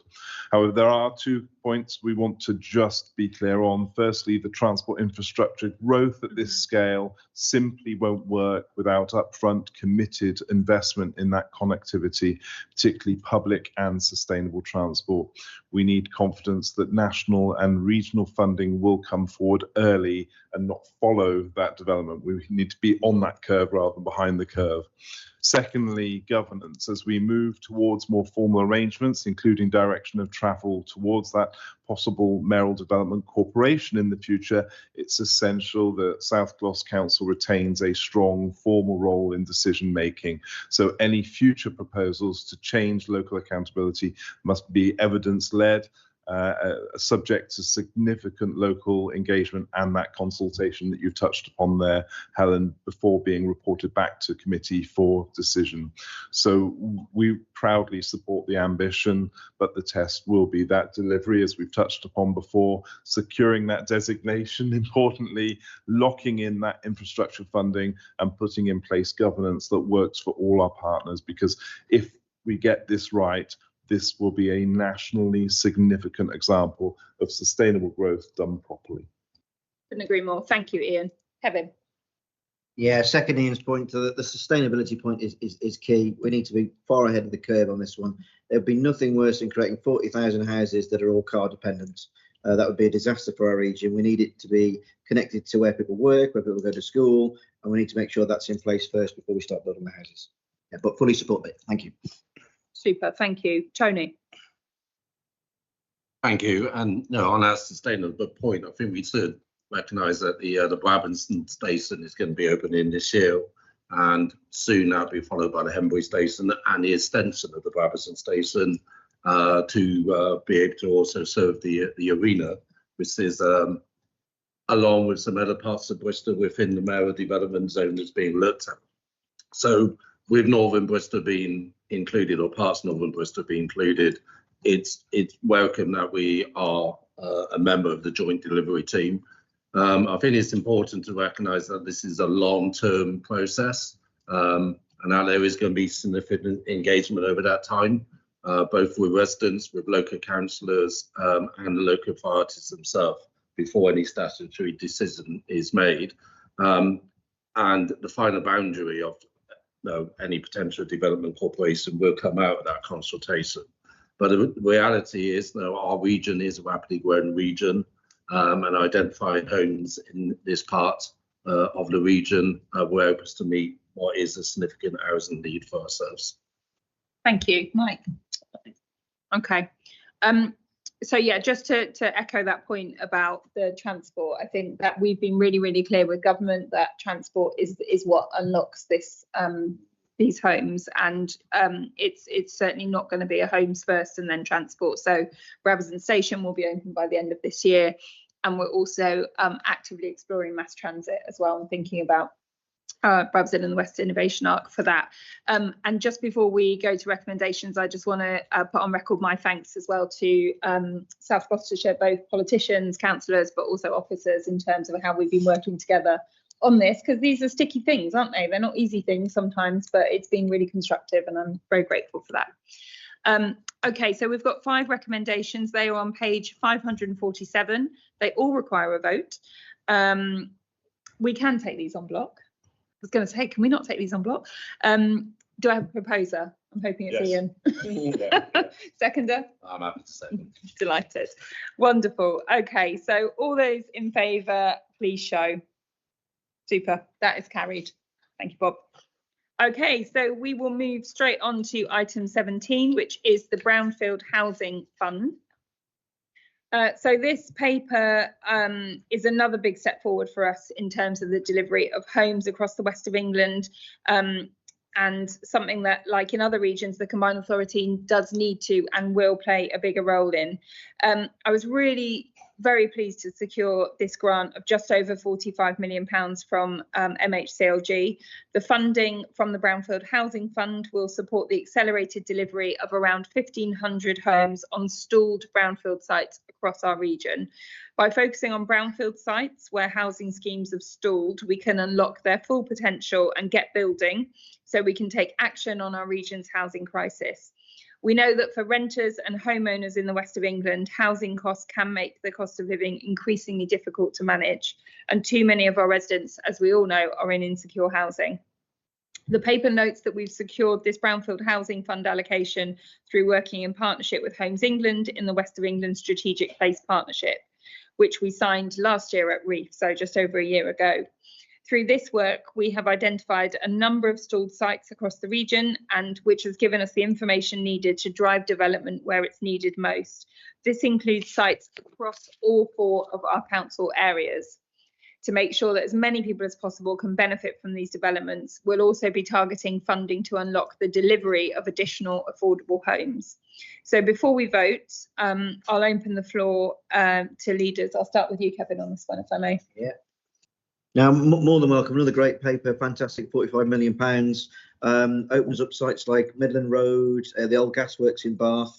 Anything that streamlines brownfield sites is extremely welcome. And crucially, I would add, we need to make sure those brownfield sites really deliver truly affordable homes as well. And I think that, and the more we do that, the more money we'll be able to draw down. Sorry. Yeah. Brilliant. Thank you, Tony. Yeah, I mean, 80 to 90% of the houses that we're delivering in Worcester is on brownfield land. And obviously, there are additional viability issues often with building on brownfield. And we very much want to ensure that we can continue to bring forward affordable housing. And this settlement, this funding will give us the opportunity to do that. We are, as you mentioned before, there are sites right across the region in each of the local authorities that are being looked at, including in Worcester, and we've been having conversations already to start to look at how potentially we might be able to allocate this funding, and it's been very well received. So really positive to see it coming through, and well done for advocating for our region to get this money, because this is the first time we've actually got any funding of this type. Brilliant. Thank you, Tony. Mike? Yeah, I mean, likewise, very much welcome this additional funding. I think there's 2 extra things that we absolutely need to keep making the case to government about. The first one is the maximum possible flexibility, because certainly what we found with a brownfield release funding in the past is that sometimes, as ever, government strings don't necessarily help us to unlock the most sticky sites. So the more flexibility we can have locally, the better. And secondly, it would be really good to see this expanded to have funding for stalled commercial development sites as well, because I think there is more growth that we can unlock, more jobs that we can unlock, if we could have some additional investment from government that would help us to target commercial sites too, where we've all got some sites which are particularly difficult to move forward in a commercial sense as well. Brilliant. Thank you. And finally, Ian. Thank you, Helen. Yeah, I'm happy again to support this recommendation that will unlock sites and deliver much needed homes across the region. I know that we will all share the view that this cannot just become a subsidy that simply inflates developer margins. So every pound will need to be tied to real outcomes, affordable homes, viability gaps that are genuinely closed, and delivery on the ground. So this will mean robust governance for us, transparent decision making, and clear accountability on who benefits and why. So I'm looking forward to seeing the governance proposals coming through the Strategic Place Partnership in due course. Thank you. Thank you. And just to add to that, just for reassurance, though, we are governed by legislation around subsidy and state aid and things like that that will help us to make sure that we've got those checks and balances, and we'll do that through our governance as well. Okay, so there are two recommendations. They're on page 557. They do require a vote. We can take them on block. Do I have a proposer? Thank you, Tony. Seconder? Yep. Thank you. All those in favour? Okay, that is carried. So almost there, chaps. Item 18, this is Hicksgate Masterplan. So this next paper is really to provide an update on the master planning work for Hicksgate in the central Bristol and Bath growth zone. This growth zone is genuinely a very key part of the West of England's growth strategy because it links our urban centres in a way that brings innovation and advanced technologies and manufacturing, arts and heritage, and the digital and creative technologies. Hicksgate sits at the junction of three of our soon to be four local authorities and two public transport corridors. Our ambition for the Bath to Bristol strategic corridor is outlined in our transport vision, which is to create a nature positive connection that opens up sustainable transport options for residents to travel across the entire region. We can protect potential mass transit and other orbital public transport options for the future, including east-west, supporting strategic growth around the region. To fully realise the strategic potential of Hicksgate by unlocking coordinated high-quality housing delivery with significant infrastructure delivery, we have led work at pace to deliver a shared master plan to help manage speculative development. This is alongside continued work on our spatial development strategy and ahead of further engagement on that priority strategy. At their request, today's paper provides the evidence base to support Bristol and Baines councils in their determination of applications for land parcels in this area and in the production of their local plans, which are the foundations for the STS. By focusing on a joined-up approach rather than individual developments, we can coordinate access to key infrastructure for residents, including nature and green space, core services, homes, and of course transport links. This master plan is therefore key to continuing to work with local councils across boundaries to translate strategic goals into change that residents can see and feel. So before we vote, I'll open the floor. I'll start with you, Kevin, and then I'll go to Tony and then invite Ian and Mike. Thank you, Helen. This is really something to show people who don't appreciate combined authority work. This is an excellent example of why you need a combined authority. It crosses 3 areas, and only by working together can we truly draw down the huge sums of money that are needed to create the transport connectivity. Our residents, as has been said many times in these committees, they don't see these invisible lines between Bristol and Baines and South Gloucestershire and North Somerset.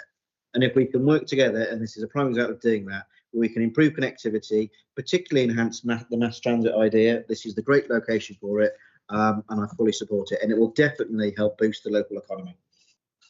Great stuff. Thank you. Tony. Yeah, thank you. From a Bristol perspective, we've had significant public consultation on our local plan, and that evidence is informed and will continue to inform our approach to determine planning decisions around the Hicksgate Master Plan. I mean, the importance of nature, biodiversity, housing affordability and transport infrastructure comes strongly through on the Hicksgate Master Plan. I said earlier that 80% or more of our development is on Brownfield site. This is one of the few areas where there is some greenfield areas, but there is also Brownfield as well in there, and getting the balance right so that we deliver what's needed and at the same time preserve what is also important. I think by working together with the combined authority and with our partners in Baines and South Gloucestershire, I think we're bringing forward something that will achieve those outcomes. Ian. Thank you. We support, obviously, the principle of this as a joint cross-boundary master plan. and endorsing it as that non-statutory framework. It feels like a sensible step to guide future planning policy. From a South Gloss perspective, there are two critical issues we're looking forward to addressing here. Firstly, transport. It's obviously been mentioned how Hicks Gate isn't going to be just another development site. It is a key and unique regional interchange linking east and west and north and south movements, including connections to the West Innovation Arc that we've been talking about already this afternoon. So we need to see much stronger alignment with that transport vision and clear safeguarding of that high quality mass transit hub as well from the outset. And then secondly, as far as governance and strategic alignment is concerned, given the cross-boundary nature of this site, it's essential that decision making remains genuinely joint and fully aligned with our local plans, including South Gloss emerging local plan that's currently at examination in public. So we're at a very important stage there, and this needs to complement it. So more broadly, we need confidence that this master plan is properly integrated with the region's wider growth framework and not developed in isolation. So the priority now for us is strengthening that strategic context, locking in that transport infrastructure that is so important to all of us, and ensuring the governance arrangements reflect the shared ownership of this opportunity. Because if we get that right, Hicks Gate can become a genuine, sustainable, well-connected new community that works for the whole region. Great, thank you. Mike, would you like to add anything? Okay, so one recommendation for this item, which is on page 565, requires a vote. Do I have a proposer? Lovely. Seconder? Happy to second. Thank you very much. All those in favour, please show. Carried. Okay, so now we move on to corporate risk framework. Pages 607 to 650. Solange's favourite. This paper establishes our approach to risk management and how we identify, assess and manage any risks that could negatively impact our ability to deliver on our strategic objectives. So it is obviously a very important one. We won't go into detail, but before we vote, I will open it up. Mike? Tony? I'm okay. Rizit? Sorry, Solange. Sure, it's lovely. Off the hook, Solange. Lovely. Okay, one recommendation, that's on page 607, requires a vote. Do I have a proposer? Thank you. Do I have a seconder? Yes. Thank you. God, that. All those in favour? That is carried. Thank you very much. Okay, now we move on to item 20, which is, sorry, looked at the wrong person then, Audit Committee Annual Report 2025-26. That's on pages 657 to 676. This report summarises the work that has been done by our Audit Committee over the previous year. Thank you to all committee members for your work over the year. It outlines a lot of the Audit Committee's recent work, which has reviewed many of our organisational policies and strategies that are key to how we function as a combined authority. And I appreciate we are in very much changing times as well, so I know the workload is immense. The report also notes that the Audit Committee's work plan for the next financial year will closely review several key areas, including our treasury management arrangements and risk management reviews. I don't think we did ourselves any favour by our non-engagement with that paper, so David will be noting that, I'm sure. David, would you like to comment before I ask leaders to comment?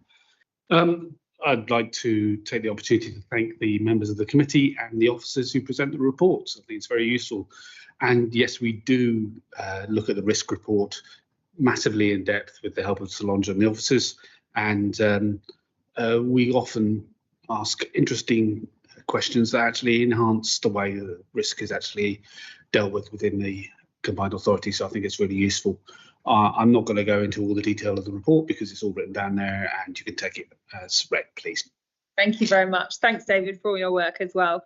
Would anyone like to comment? Ian, Kevin, Tony? David said I have to take it as read, so I better do what I'm told. Mike? Lovely. Okay. Let me just check where we are on this one. Sorry, got ahead of myself. One recommendation. That's on page 657. It's for noting, is the committee happy to note this report? Lovely, that is noted. So, Jerome, item 21, overview and scrutiny committee annual report. This report provides an annual update of the work that has been undertaken by the Overview and Scrutiny Committee. And again, like to extend my thanks to you as chair and to all the committee members for your work over the last year. And again, acknowledge there has been a huge amount of work coming through, and you've stayed very close to that, and I appreciate that. The report notes that much of the work of this committee has been done in the context of change, as we've already covered. Big changes coming to the Combined Authority through expanding into North Somerset, pushing for established status, and also on our constitution that underpins governance. So before I ask leaders to comment, Jerome, would you like to add anything? Yes, thank you, Helen. I mean, I think we've had good attendance at our 4 overview and scrutiny meetings, and we appreciated your attendance there for sort of Mayor's questions on each occasion. That's been really helpful. In the meetings, we've looked at the investment plan, the growth strategy, the climate and nature recovery plan, the skills strategy, child poverty action plan, and the Mayor's transport vision. And as well as kind of those routine meetings, we've also had kind of deep dive briefings into the bus grant, bus reform, constitution review, the devolution bill, and the authority's budget. We've got another full in tray in the coming year, as you kind of hinted at. So the proposed expansion of the authority, an updated constitution, agreeing delivery of transport strategy, and the next stage in skills planning to support a flourishing economy. So I'd like to say thank you to the members of the Scrutiny Committee for their participation at meetings, to officers for their active engagement in the committee's work. We particularly have appreciated the earlier publication of papers for these meetings. It really helps in kind of professionalising things. I'd like also to say thank you to the members of the authority for your consideration of our reports, and to our Democratic Services Officer and Scrutiny Manager Jill Bennett for all the work that she does behind the scenes to support the work of the committee. And last but not very much not least, the local residents for their statements and questions at our meetings to get the best outcomes for everybody in the region. Thank you. Brilliant, and thank you, Jerome, as well. Any comments? Not for me. Lovely. Okay, one recommendation for this one on page 677, which is for noting, are the committee happy to note? Yeah. Lovely, that's noted. Thank you. Okay, Mike, you can vote on this one. Now we're moving on to the West of England Combined Authority Joint Committee item 22, which is our Joint Committee Budget Outturn 2025-26. Can be found on pages 89 to 704. There might be a typo there, but yeah, 689. I'm going to say that was a very long paper. This paper represents the revenue and capital outturn for the most recent financial year. The paper notes that the revenue outturn for 2025-2026 is 12.28 million, and the delivery is 10.23 million. The paper also confirms that there are 3 schemes that have submitted change requests, which are part of the Economic Development Fund or the Revolving Infrastructure Fund. I invite colleagues to speak on this item. Ian, Kevin, Tony. Not for me. Mike. It's tempting, but no. There are 2 recommendations. The first is for noting and the second requires a vote. We can take them both on block. Do I have a proposer? Seconder? Happy to second. Yeah. I hope Mike abstains. I was going to vote against. Good test on you voting rules. Okay, all those in favour, please show. Lovely. So that is carried. So that concludes this meeting. Thank you, everyone.